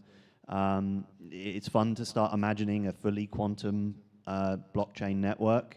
It's very far into the future. It's hard for me to comment on AI onto blockchain, so I'll pass on that one. I think I can add a point here to kind of continue on as to what Konstantin was saying. Is some of the things that we're discovering here at Cellframe Research in terms of using AI, so agentic AI for cryptographic research, in particular, post-quantum cryptography, which is what we're interested in here, is that when you are working on tweaking existing cryptographic primitives into slightly new combinations to kind of create new, let's call them tweaked algorithms, is that you've got the sort of formal and academic work in terms of the formal proof of security properties. So mathematically speaking, this has to do with applying probability theory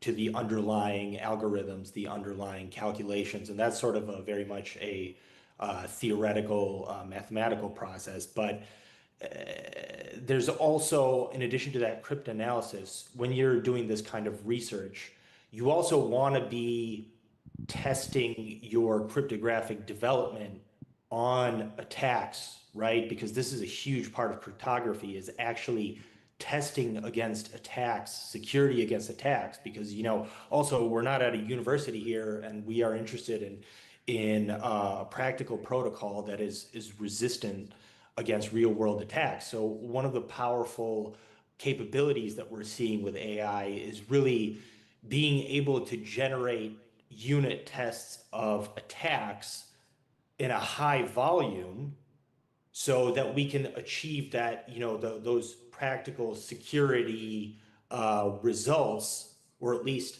testing out the resistance of the newly developed algorithm to attacks. And that's kind of, as to the point that some people were already making, it's a huge accelerator, because where creating those attacks would have been a very manual process with manual coding, taking months for a team of people to put together. Now with AI generated code, you can get a very high amount of effective unit tests up and running in timescales that were inconceivable before. So in terms of really, driving that research and driving the product forward, that's really somewhere where AI has been shining for us. Okay, thank you. And probably one last question in this panel discussion, in the second one. How can AI and quantum technologies actually work together rather than as competing narratives? There's a lot of overlap with that question and how I answered the last one, but I'll try and give a bit more context. Agentic AI in the same way for, say, blockchain development. I mean, personally, to give a personal anecdote, I work on building software to improve quantum error correction, and I use LLMs to create that code. There's so many other design elements for sort of microchip design and so on that I believe AI techniques, even broaden our AI definition slightly, genetic algorithms and so on, that are relevant for design processes. In terms of the quantum advantage running AI on quantum computing, this is something people are thinking about. They're building protocols for neural nets, but with qubits. But I would argue it's early days, really understanding the fundamental advantage. I mean, for example, LLMs rely on huge data input, right? We're trained on huge data input. And data input is one of the hardest bottlenecks when we design quantum algorithms. It's harder to find advantage there. Say you have a subroutine, you've got a huge advantage, but if you're bottlenecked on the data input problem, then you don't have an advantage in the full flow. So I'm hopeful, but it's one area, say, as compared to breaking RSA encryption, elliptic curve, end-to-end, really well understood for quantum computing. Quantum computing with AI, extreme amount of hope there, but there's more work to be done on really understanding it. Thank you. Let's stay hopeful, but be prepared anyway. And now we're going into our 5-minute break. Let's thank our speakers from the second panel discussion. Please give a warm round of applause. Thank you. There is a selection of drinks and snacks. Everyone, please help yourselves.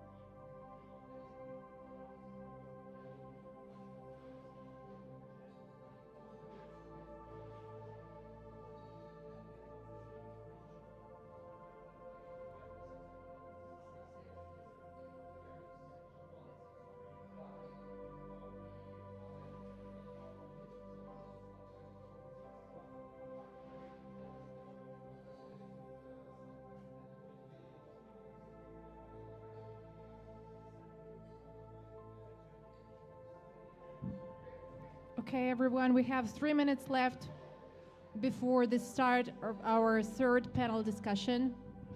Please get yourselves ready.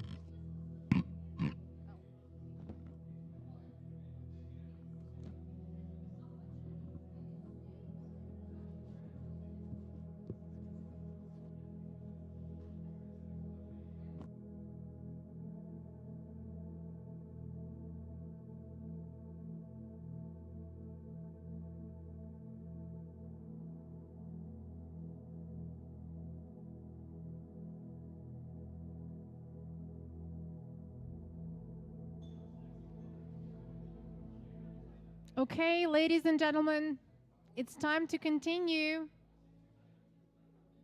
Please be seated.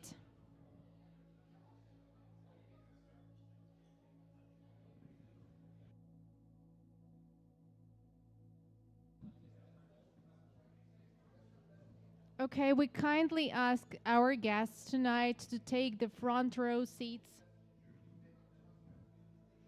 Don't be scared to come closer. Come on, come on, coming up.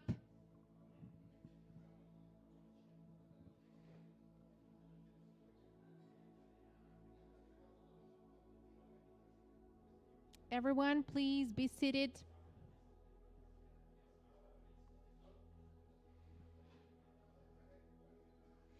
Our third panel discussion is about to begin now.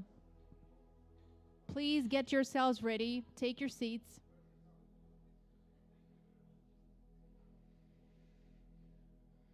So, the wait is over. We are incredibly excited to introduce the brilliant minds who will be diving into one of the most practical topics in our industry. So, the name of the third panel discussion is Practical Applications of Post-Quantum Cryptography. Please let us join our welcoming let us welcome our panelists. And let me announce our speakers for the third panel. Andy Kamichonek, NodeSys, CEO of NodeSys, a company specializing in developing solutions for the Internet of Things and industrial technologies. Welcome. And I hope we have Kishan Dwivedi tonight. Kishan, hello, a co-founder of QVerify and Atlasoid Security, specialization information security, blockchain project code auditing. Welcome. So we would also like to invite Konstantin Papej, who has already taken part in our previous discussions, and Dmitry Nagornych. I hope he's around and he will join us anytime soon. Okay. I guess Dmitry will join us quite soon. So we are ready to begin, and I hope that our participants are ready as well. And let's proceed with our third part, the third panel discussion, practical applications of post-quantum cryptography. Let's get it started. Let's begin. And so on, we told, by the way, about practical implementation already a lot. So today all our topics mix it together a little. So here I think we can talk more about AI-driven coding, because cryptography implementation without AI, it's impossible. Not LLM, by the way, agentic AI, it's a difference, because just LLM, it cannot code, it has no hands. It needs MCP for integration, it needs context, it needs memory. By the way, but I don't want to focus on this from the beginning. Let's start from another topic, and this topic is post-quantum cryptography, real and fake post-quantum projects.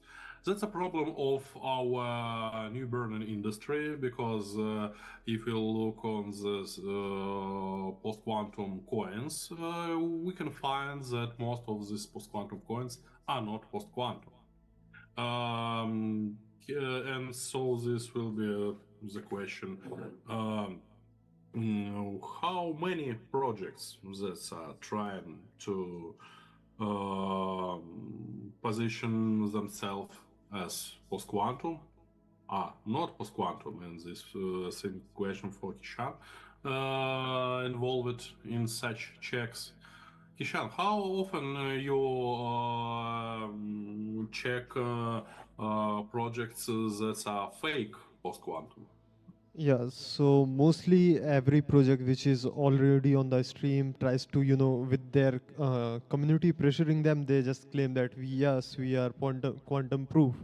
But in reality, they don't really do anything on quantum side or anything. They don't really put any effort on putting the quantum security.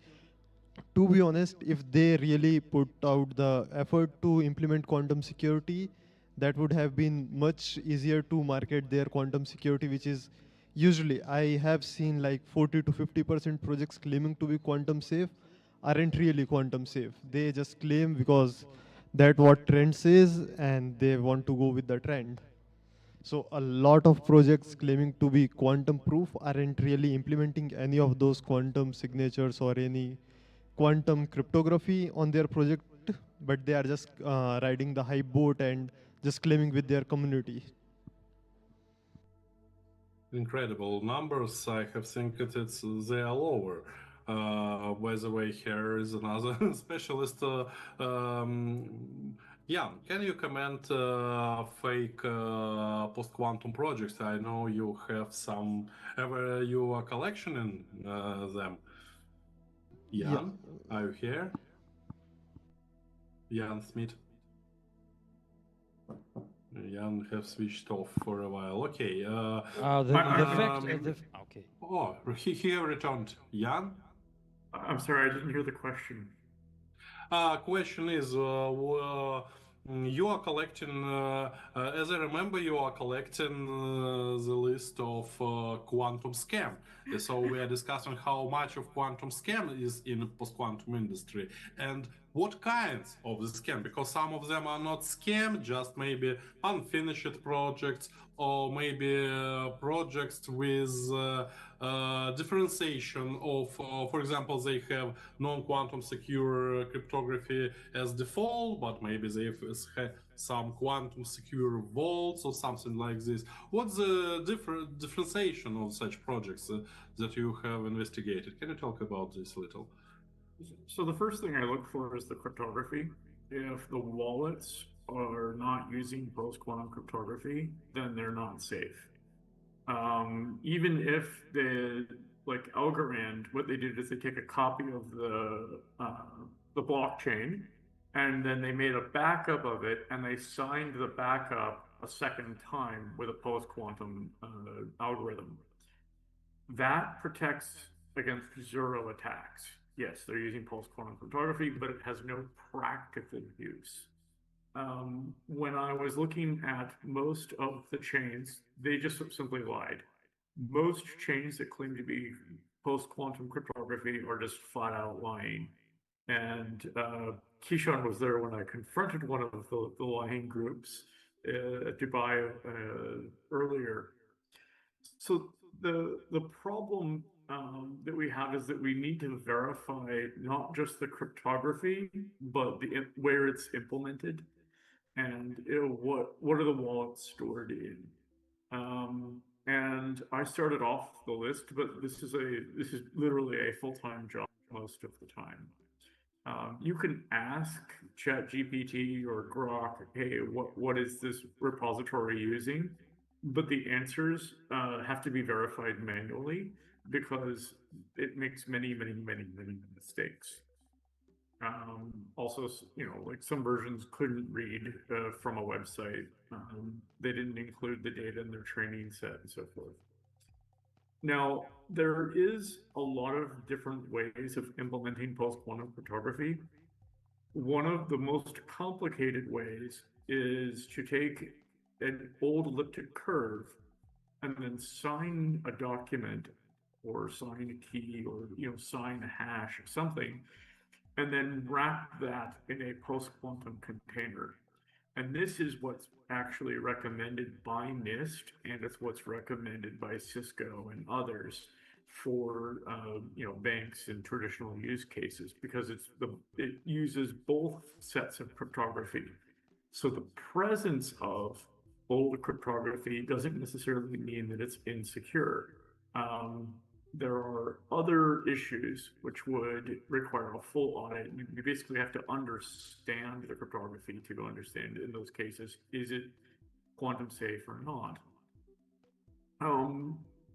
The publicly accessible part is sometimes the risk. Bitcoin has a post-quantum hash where if you use the SegWit version 2 or SegWit version 3 addresses, you're totally fine. If you get a new address every single time, UTXO is safe. However, the pay-to-public key, which was used by Satoshi and others up until 2012 when it was deprecated, as well as Taproot and Lightning, all have exposed public keys. One of the difficulties is that sometimes users are allowed to make mistakes, and a lot of exchanges, especially Binance, are using the same address over and over and over. So the public keys have a well-known address. And then sometimes there is these edge cases that are really obscure and most users never know about. For example, you can have a script that has an output, and the output is the public key to the script. And so the public key becomes known, and the output can be stolen even though the transaction hasn't occurred yet. There is a lot of weird, bizarre things that can be done in cryptography. I'm going to cover the different implementations that are used in the Migrating Web3 presentation. So I don't want to do too much overlap, but the number one scam is just putting the words post-quantum on a project that is not. And when this is done, they get sales. And so I maintain a spreadsheet that is unfortunately very long with very, very low quality projects filling most of it. It looks like there's about 75 projects. Of that 75, 6 actually have post-quantum cryptography. In the case of 2 of them, they implemented Falcon before it was fixed. And so they're vulnerable, they're using post-quantum cryptography, but it's very easy to attack. In the case of several others, they implemented the wrong algorithm, and then they implemented MetaMask on top of that. They said, okay, well, we've got a wrong algorithm, or we upgraded the cryptography, like rainbow signatures. And then they added a layer 2, and the layer 2 is running MetaMask. This has been done recently as a planned thing by several chains, and the problem here is now that the quantum attacker could break the layer 2, drain the funds, and then publish them to layer 1. So where's the protection? There's no economic defense, and it's possible to essentially drain the whole chain as a result.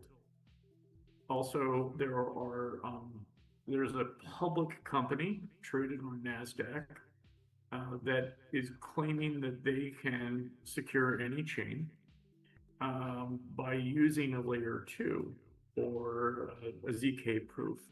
But the problem is that the verification of that proof can be attacked, and the quantum attacker can drain the entire layer 2 just by changing the verification process. So unfortunately, there's no simple answer to your question because there's a lot of abuse, a lot of scams, and a lot of improper use of cryptography. You know what? Yes. Okay, to be noted, just the fact that the number of the projects pretending to be quantum safe is increasing, well, means that actually quantum threat, occupies the minds, more and more minds, and well, it was expectable. As soon as this threat becomes more and more visible, well, we will have, just similarly to others, more and more scams and, well, imposters among us.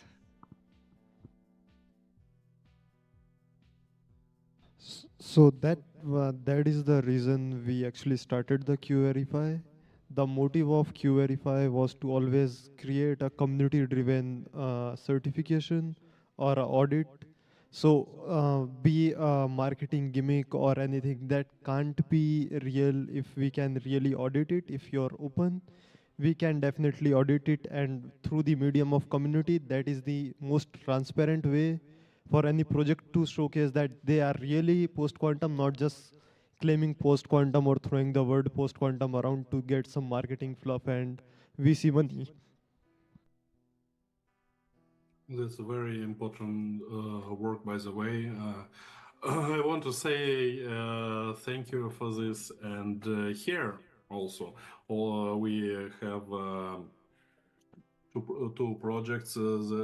We have here more than two projects that are based on Cellframe, this verified and quantum safe for sure. And I want to ask Andrei about his point of view and experience with post-quantum technologies, how business looks on this technology, on its application. Is anybody in business worried about quantum threat? I mean, not about just blockchain. We are now more amenable to enterprise implementation of post-quantum technologies. Yeah, right.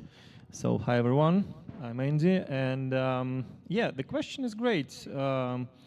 While we are developing and hold many negotiations to make new partnerships on our decentralized factory, so we talk a lot with different business people from real economy sector, from the production, from the manufacturing, and those guys, they don't bother much for quantum secure or quantum risks. But I guess that those risks are real, because if we're talking about large companies, large factories, corporations, so they all use cloud services, you know, like Microsoft Office, like Jira, Trello. So, and there is a risk for those service-oriented services which are in the cloud, because the information, the databases, data transactions, the messaging inside the company, that all is at risk. And I guess that I believe we will have soon new projects here in our ecosystem, and it would be great then if someone will start from like developing simple projects, simple quantum safe projects for like everyday usage. So many of us using Kanban boards, yeah, companies use Jira, startups use Trello. So I guess this is the point to start to develop and launch and popularize those projects like Kanban boards, or like something like Brian said, Google Suite, so Google Sheets, Google Documents, so some of the Microsoft Office services. I think that's the point to start. And then if we go further with it, so look at the companies. They have CRM systems, they've got CAD systems, if we're talking about the engineering companies. They've got ERP systems, and all of those projects, they are not quantum secure. And I believe this is a huge point for the growth of not just the ecosystem, which we are representing here today, but the companies in the field of the quantum secure solutions for corporate sector. I think starting from doing something a little bit at the start, this may grow into something interesting, and when all the things with quantum apocalypse starts, so at least they will be ready to provide those services to small firms or startups or even corporate sector. But as I've said before in the beginning of my speech, so as for now, corporate sector does not, like, they're not talking about, they don't really believe it because they don't know much about it. And the other thing, the other mission of our team, our ecosystem, all the quantum guys, so our mission is to be a social explainer for them because they really don't understand anything in this. Thank you. Thank you, Jan. You wanted to comment it? I have seen your fingers. Yes, thank you. Google Chrome is currently post-quantum cryptography. Google began the adoption of post-quantum cryptography in 2018, and they performed large-scale tests. Everybody's browser, if they have restarted the application in the last 3 months, it is post-quantum cryptography. The TLS certificates are distributed by a system called Acme, and your SSL certificates are basically having shorter and shorter expiration dates so that they can force everyone to upgrade more gracefully.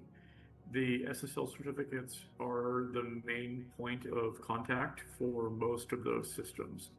The exception to that would be like Git. You don't need to break Bitcoin, you just need to break the Git repositories of a bunch of people who work on Bitcoin, and you can put, a delete function into the entire chain. They could do a Git rollback and they could do other things, but the problem here is that the Git is essentially a trusted resource.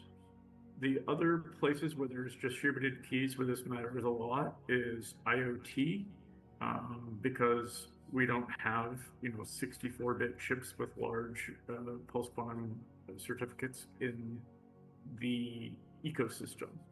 Can't get a PQC hardware chip from anywhere except for one new public company. There's a lot of problems with embedded systems.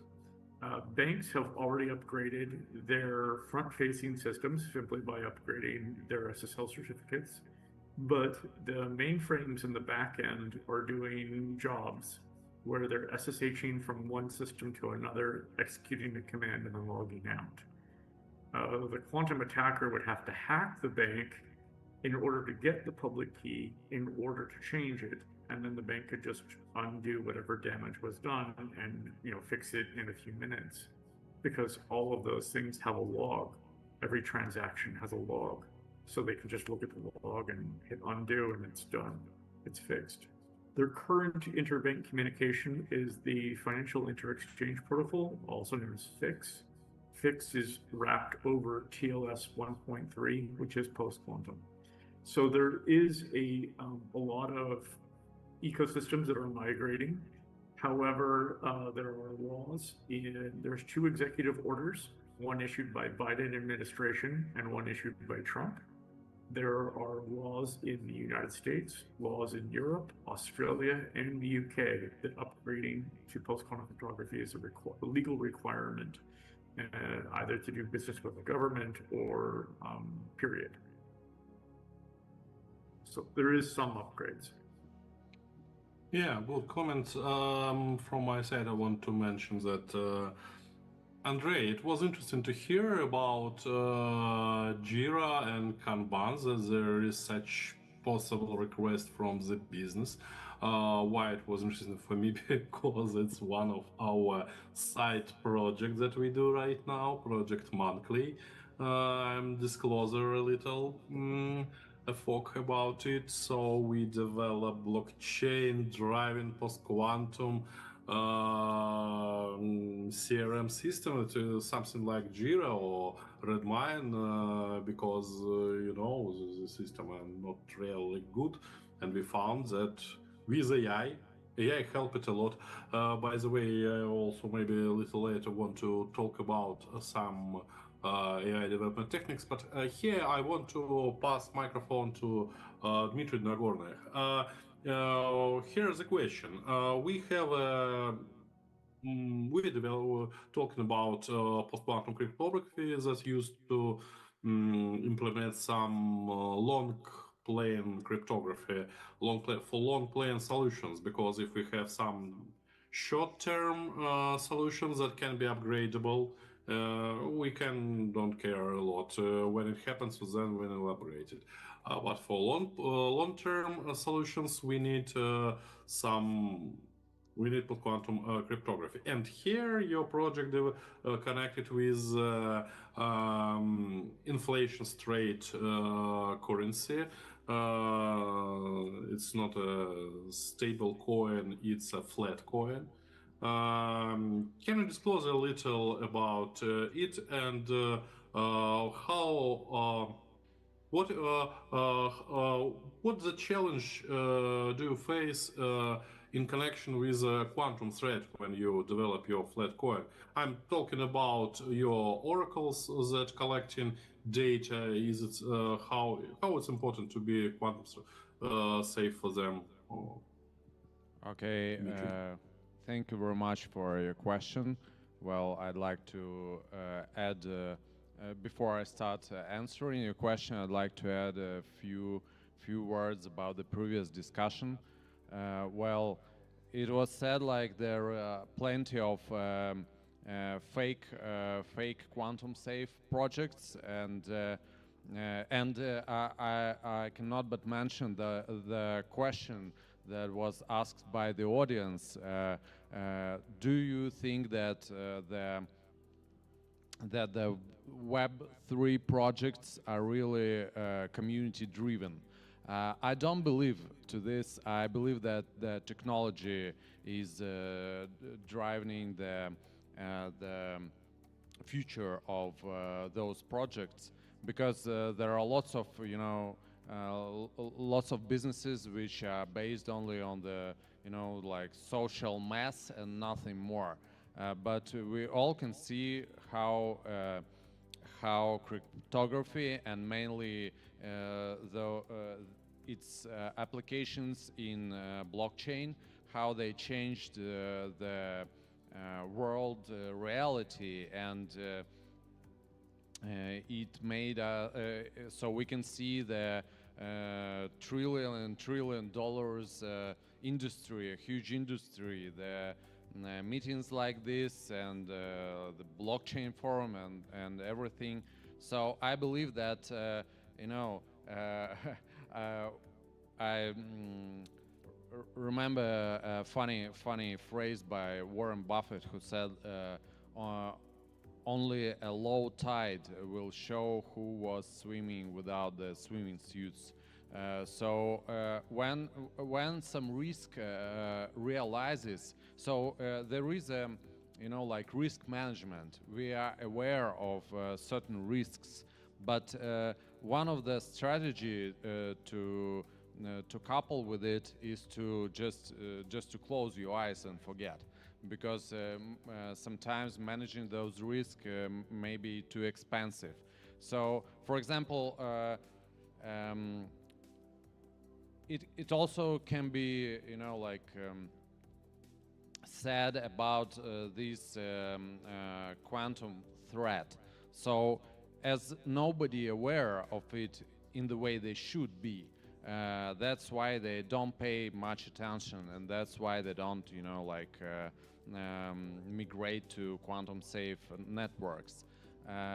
But when the risk will realize, and most of us understand that it may realize, it mostly will realize, and it is a matter of time, and the consequences will be quite dramatic.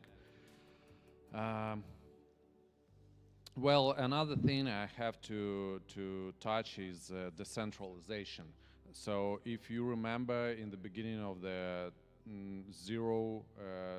2000, the main interest from the audience to the Bitcoin was that, and the first Bitcoin enthusiasts, they were joining the project because of decentralization, because it was impossible to to take away your belongings, to take away your assets, your value. That's why it is quite frustrating for me to realize that most of the blockchain users adopt USDT, for example, which is centralized, and you simply can be, you know, like your assets can be frozen. It is quite frustrating thing for me. And answering your question, so as you've mentioned, we are building a quantum safe stablecoin, which is stable to inflation in this or that way, and is packed to a basket of real commodities. So the main idea was that you can consume the same amount of day-to-day products like, you know, corn, coffee, rice, or whatever. With each token you have, you can consume the same amount of products in 10, 12, or 20, 100 years. This is it. So, and we believe it should be quantum safe, decentralized, and that's it. It was massive. Really, a mix of threats, because we here face it not only quantum threat, but anonymity threat, inflation threat. By the way, that's the answer why people prefer USDT than Bitcoin, because they don't care that government or Tether will steal their money. They more care about the traders will manipulate the price and will steal their savings through the stocks. So they why stablecoin so popular. By the way, little going deep in my memories, when appeared stablecoin, it was 2018, the beginning of 2018, and in this year it was the beginning of the crypto winter. It was the second big crypto winter, as I remember, and I remember talks about it. The people were talking that, oh, Ethereum, Bitcoin, it's falling down, maybe jump back a little, then falls again, and a lot of people think that the future of cryptocurrency will be stable coins. That why they were named stable coin, not dollar coin or fiat coin. They stable because people were scared about crypto volatility, and it was only in 2018, because before this, yes, everyone knew about the volatility, about ultra high volatility in the crypto world. However, it was acceptable, but in 2018, for a lot of people, it became unacceptable. And now, if you look in backs of average trader, will see that half of his savings will be in stable coin. It's usual rule: half in stable coin, half Bitcoin, Ethereum, shitcoins, something like this. Crypto produced the requirement of stable coin, and here flatcoin can fit, I believe, well. However, I want to switch on another moment, return back a little to anonymous cryptography, and here is my question to Q-Verify. There are any protocols or rules or something like this for ring signature verification? I mean, post-quantum ring signature. Were any projects that came to you and were asking to verify the ring signature or not? Yeah, so as of now, there is only one ring signature project I can remember of, and that was, I believe, from Cellframe, I think. And that is the only project we have seen for the ring signature post-quantum verification. In the industry, we haven't seen a lot, and I believe this will be one of the first. and we are still working on it, and hopefully this will be the world's first ring signature, which is post-quantum. Interesting. There are present signatures. There are a few projects. I told about them before. It's post-quantum mixtures, like post-quantum tornado or something like this. Why they don't verify the cryptography? That's interesting. Maybe because the basin is shady from basement. I don't know. Who knows? Yes, I am obsessed a little with the key ring signature. I'm looking for its application, and here is maybe the question to Andrei. Back to Andrei. What do you think about how can be actual such solutions that propose high cryptography post-quantum state anonymity in corporate sector? What I'm talking about? It could be anonymous voting for something like this, and in connection with blockchain, it can be something unmutable and uncrackable with quantum computers. What can it be? I'm looking for value for enterprise sector. What I'm talking about? Maybe you have some thoughts about this. That's some kind of unexpected question from you. So, well, if we're talking about the quantum secure or quantum risks, I told about it. So the corporate sector, I guess, in the place where it's about anonymity. Yeah, anonymity. Yeah. In a place where we operate with the factory.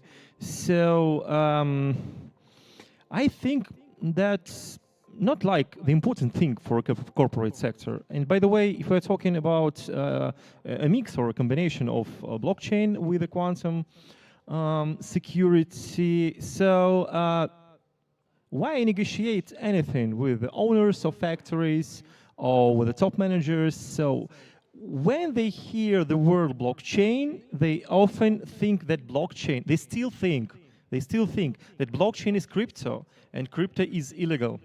So, and sometimes it's tough enough to make them understand and turn them into our religion as well. So often those negotiations are going into a dead end. I'm honest with you guys. So, and I think that the combination of quantum security and blockchain to be anonymous or something like that, I think that will be a tough mission for us to try to integrate something, try to negotiate, launch. So basically, I think that the problem is, the next problem is like, the company owners, they've got on mind that I'm the owner and I want to own all the information, all the databases, everything on my servers. But we all know they hold this information, hold these databases in a cloud, which are not quantum secure. Maybe Jan will tell more about it, about quantum secure clouds. So, and I think that the most important thing is to like be a social explainer of the quantum secure. The blockchain, I believe the corporate sector is still not ready for it, Dima. Interesting. So corporate sector is more ready for quantum threads than for blockchain implementation. I guess if we are talking about like a salesman, if I'm in a position of a salesman, this easier to sell quantum security than quantum security with blockchain. Because as I've told before, many old school factory owners and business owners, we're talking about not huge corporations like maybe car corporations like BMW or Mercedes-Benz. No, we're talking about the middle-sized factories, and those guys, I tell you, believe me, when they hear the word blockchain, they are beginning to shake sometimes. Don't mind blockchain about post quantum. Yeah. Let's focus on quantum thread, post quantum cryptography. Jan mentioned IOT. This really depends on cryptography. And here's a question: you the factory project expect contacts with these fabrics. Yes, you told about this. How important for fabric owners to protect their communications? What I'm talking about?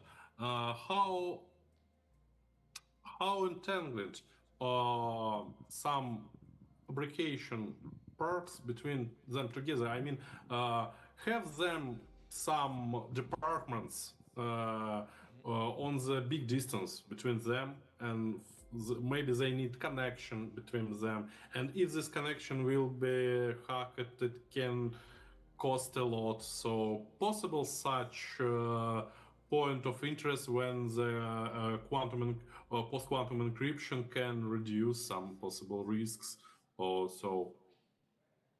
Yeah, I understand the question.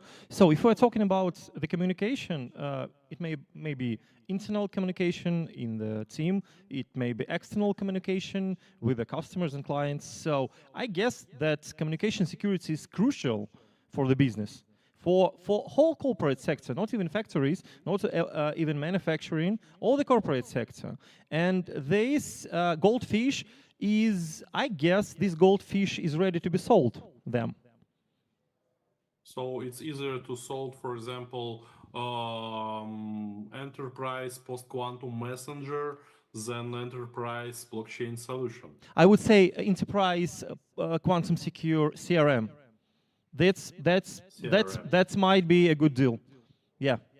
May I add? Incredible, because we are developing such thing for internal usage. Yeah, but driving with only one developer, and I have heard that it can be required by corporate sector. Yeah, Dmitry, I'm sure it can be sold. Yeah. May I add a few words? We in development we are basing it on a dedicated database, cockroach database that we are planning to connect together with our blockchain. And here's maybe a question. By the way, sorry, you wanted to ask it something? Yeah, I want to add a few Dmitry? words to the Andy's opinion about that. Like blockchain solutions are not quite suitable for the enterprise, and they are frightening of these words. Well, it is.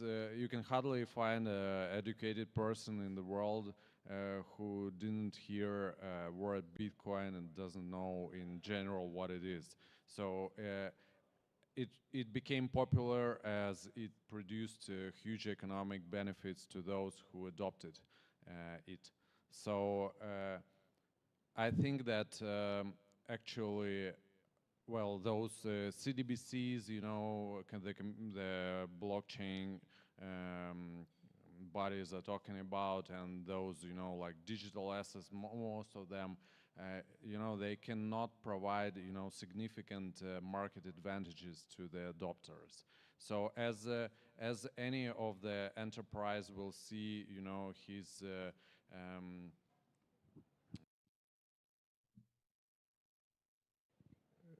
his competitor, using blockchain solution and making twice,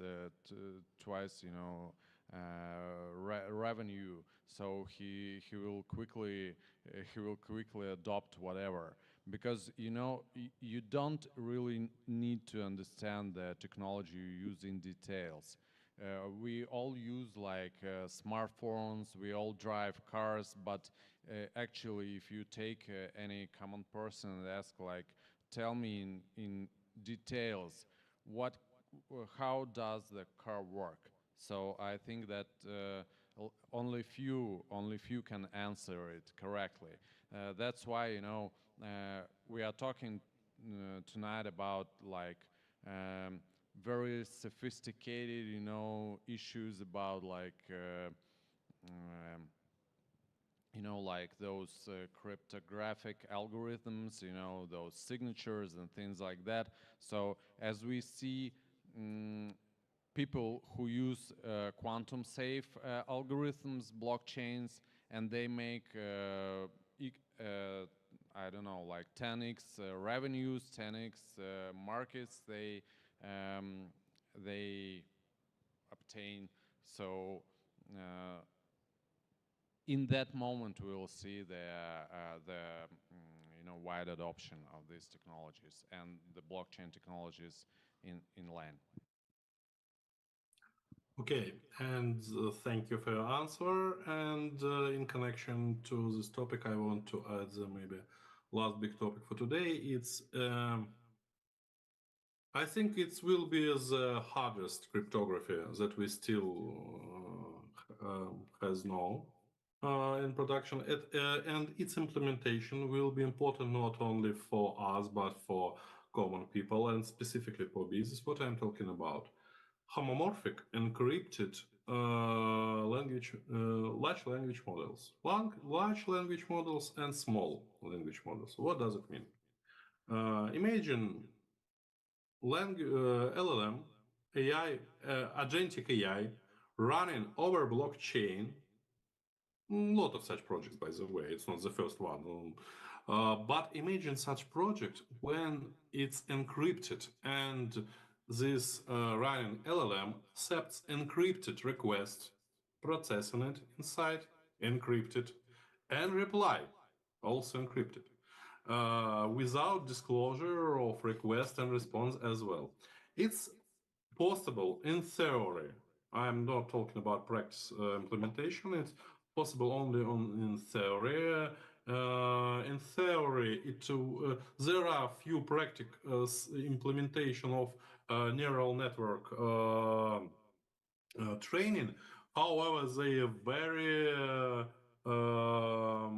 they consume a lot of calculation power, so maybe 100x times more than usual. And anyway, it's not a deal of modern days. Maybe in about nearest years, hope AI helps.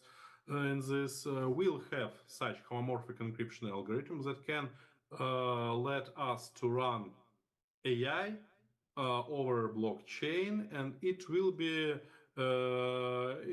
okay for people to use it, because ever right now people worries about that their ChatGPT history is stored by some private company, but worse of this will be if your ChatGPT history will be public. Yes, I remember about this story when they published it, all the users' histories.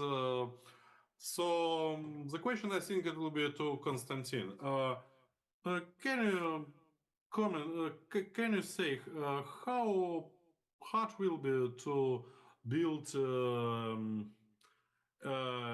AI over blockchain with homomorphic encryption in case of imagine that a required homomorphic encryption algorithm is ready?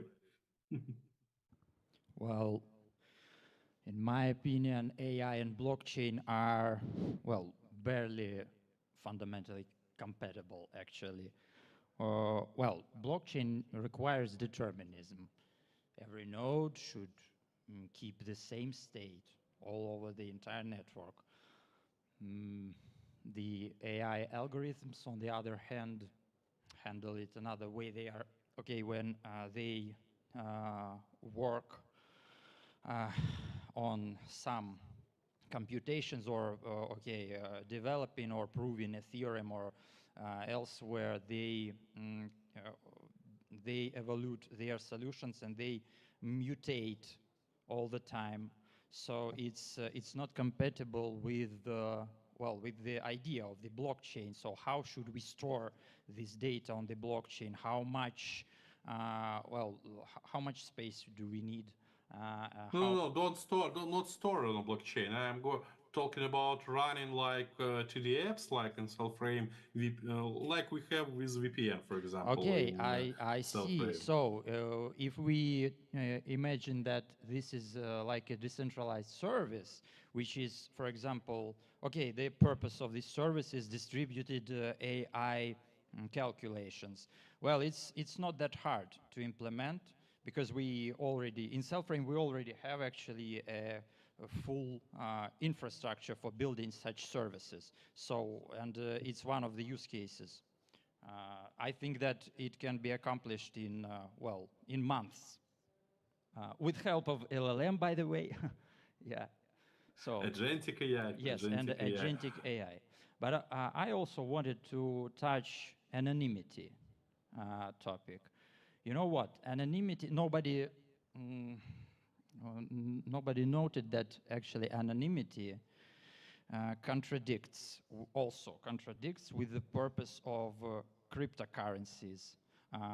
And well, the cryptocurrency is like an application of blockchain. What I mean, so zero knowledge algorithms may actually destroy the trust into the currency because, well, it always was like this, that exchanges and transactions are transparent, and one of the values of any coin, okay, we don't talk about what this coin is backed with, but also a trust and transparency is also valuable. And when we shift to zero knowledge blockchains, talking about cryptocurrencies, I think that they clash with the idea that transactions and blockchain must be verifiable. So, okay, talking not about algorithms verification, but rather about the transactions and interchanges. So I think that in case of, some information disclosure, as for example with GPT history of requests, yes, this is very meaningful. In case of a cryptocurrency, well, I would debate about if it is really a valuable and, well, meaningful direction. Thank you. Unfortunately, I need to break in. I have to interrupt you because we only have 10 minutes left. My hands are tied. We cannot extend this session any longer. So I want to show my appreciation and thank all the participants of the third panel discussion. But before we wrap up, just probably one last question from our online users, from our community. How are projects taking practical steps toward building quantum-safe infrastructure now that the quantum threat is no longer just theoretical? Is there anyone who'd like to answer that? Why? Well, actually, the developers of our alley projects can explain better. Well, can you repeat the question, please? So how are we managing? Sure. Once again, how are projects taking practical steps toward building quantum-safe infrastructure now that the quantum threat is no longer just theoretical? Okay, thank you for the question. Actually, it is not our point to build this ecosystem. We are a part of the ecosystem, so which provides this quantum-safe, place to run your apps. That's why our main idea for the real projects, to migrate first and then provide our real users with this, already quantum-safe infrastructure. I think the question was about why we think we should do something if it's still theoretical threat. Well, you from this point of view, it is quite a simple question. If you can avoid any risk, you should do this. And if it is such a frightening one, so you can lose all your assets. You can try your best, to avoid it. And if there is a technical, a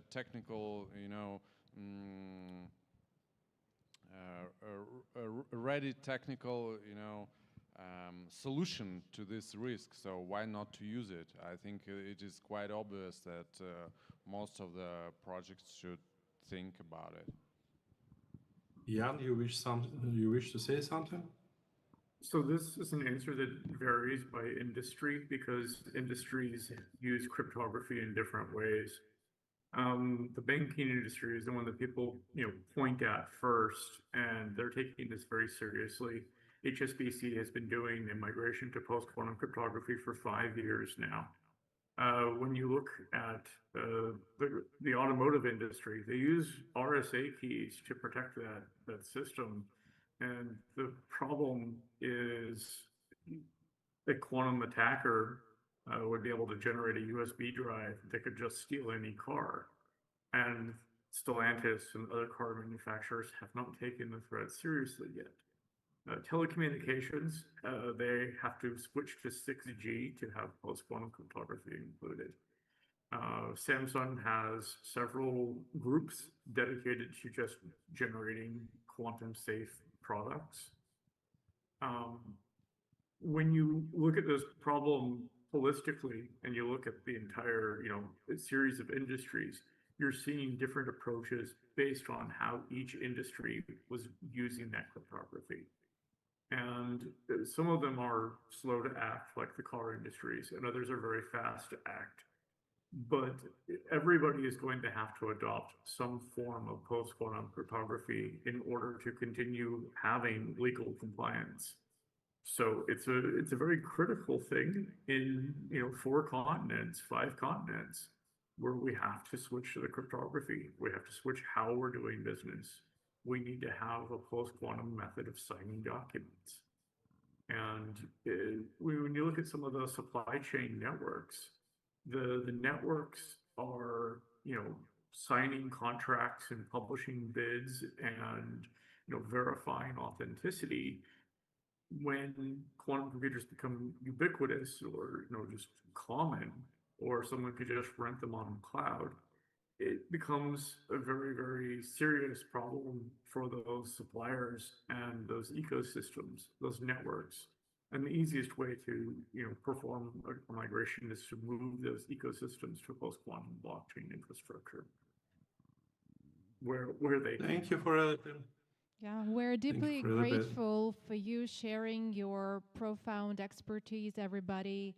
Thank you so much for your participation.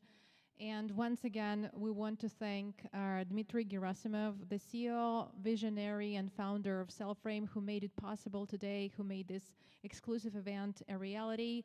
Dmitry, if you just want to say your final word to wrap up, just to finish our today's event. It was really interesting talks today. I'm really satisfied with it. I got almost all the answer on all my questions. I believe you also have heard something that is interesting for you. Still a lot of things that we haven't discussed, but unfortunately we cannot, we have limited time. So thank you for all your attention, for your support, and we still, I think, will continue to run such events, and see you next time. Yeah, so that's a wrap for our Post-Quantum Dawn event. And today we really took a deep dive into one of the most crucial topics of our time, how to prepare blockchain and cryptography for the quantum era. We discussed both the risks and solutions, post-quantum algorithms, the power of artificial intelligence. And once again, a huge thank you to everyone for your attention, your questions, your participation, and for being here with us. Let's build a secure future together. Thank you so much.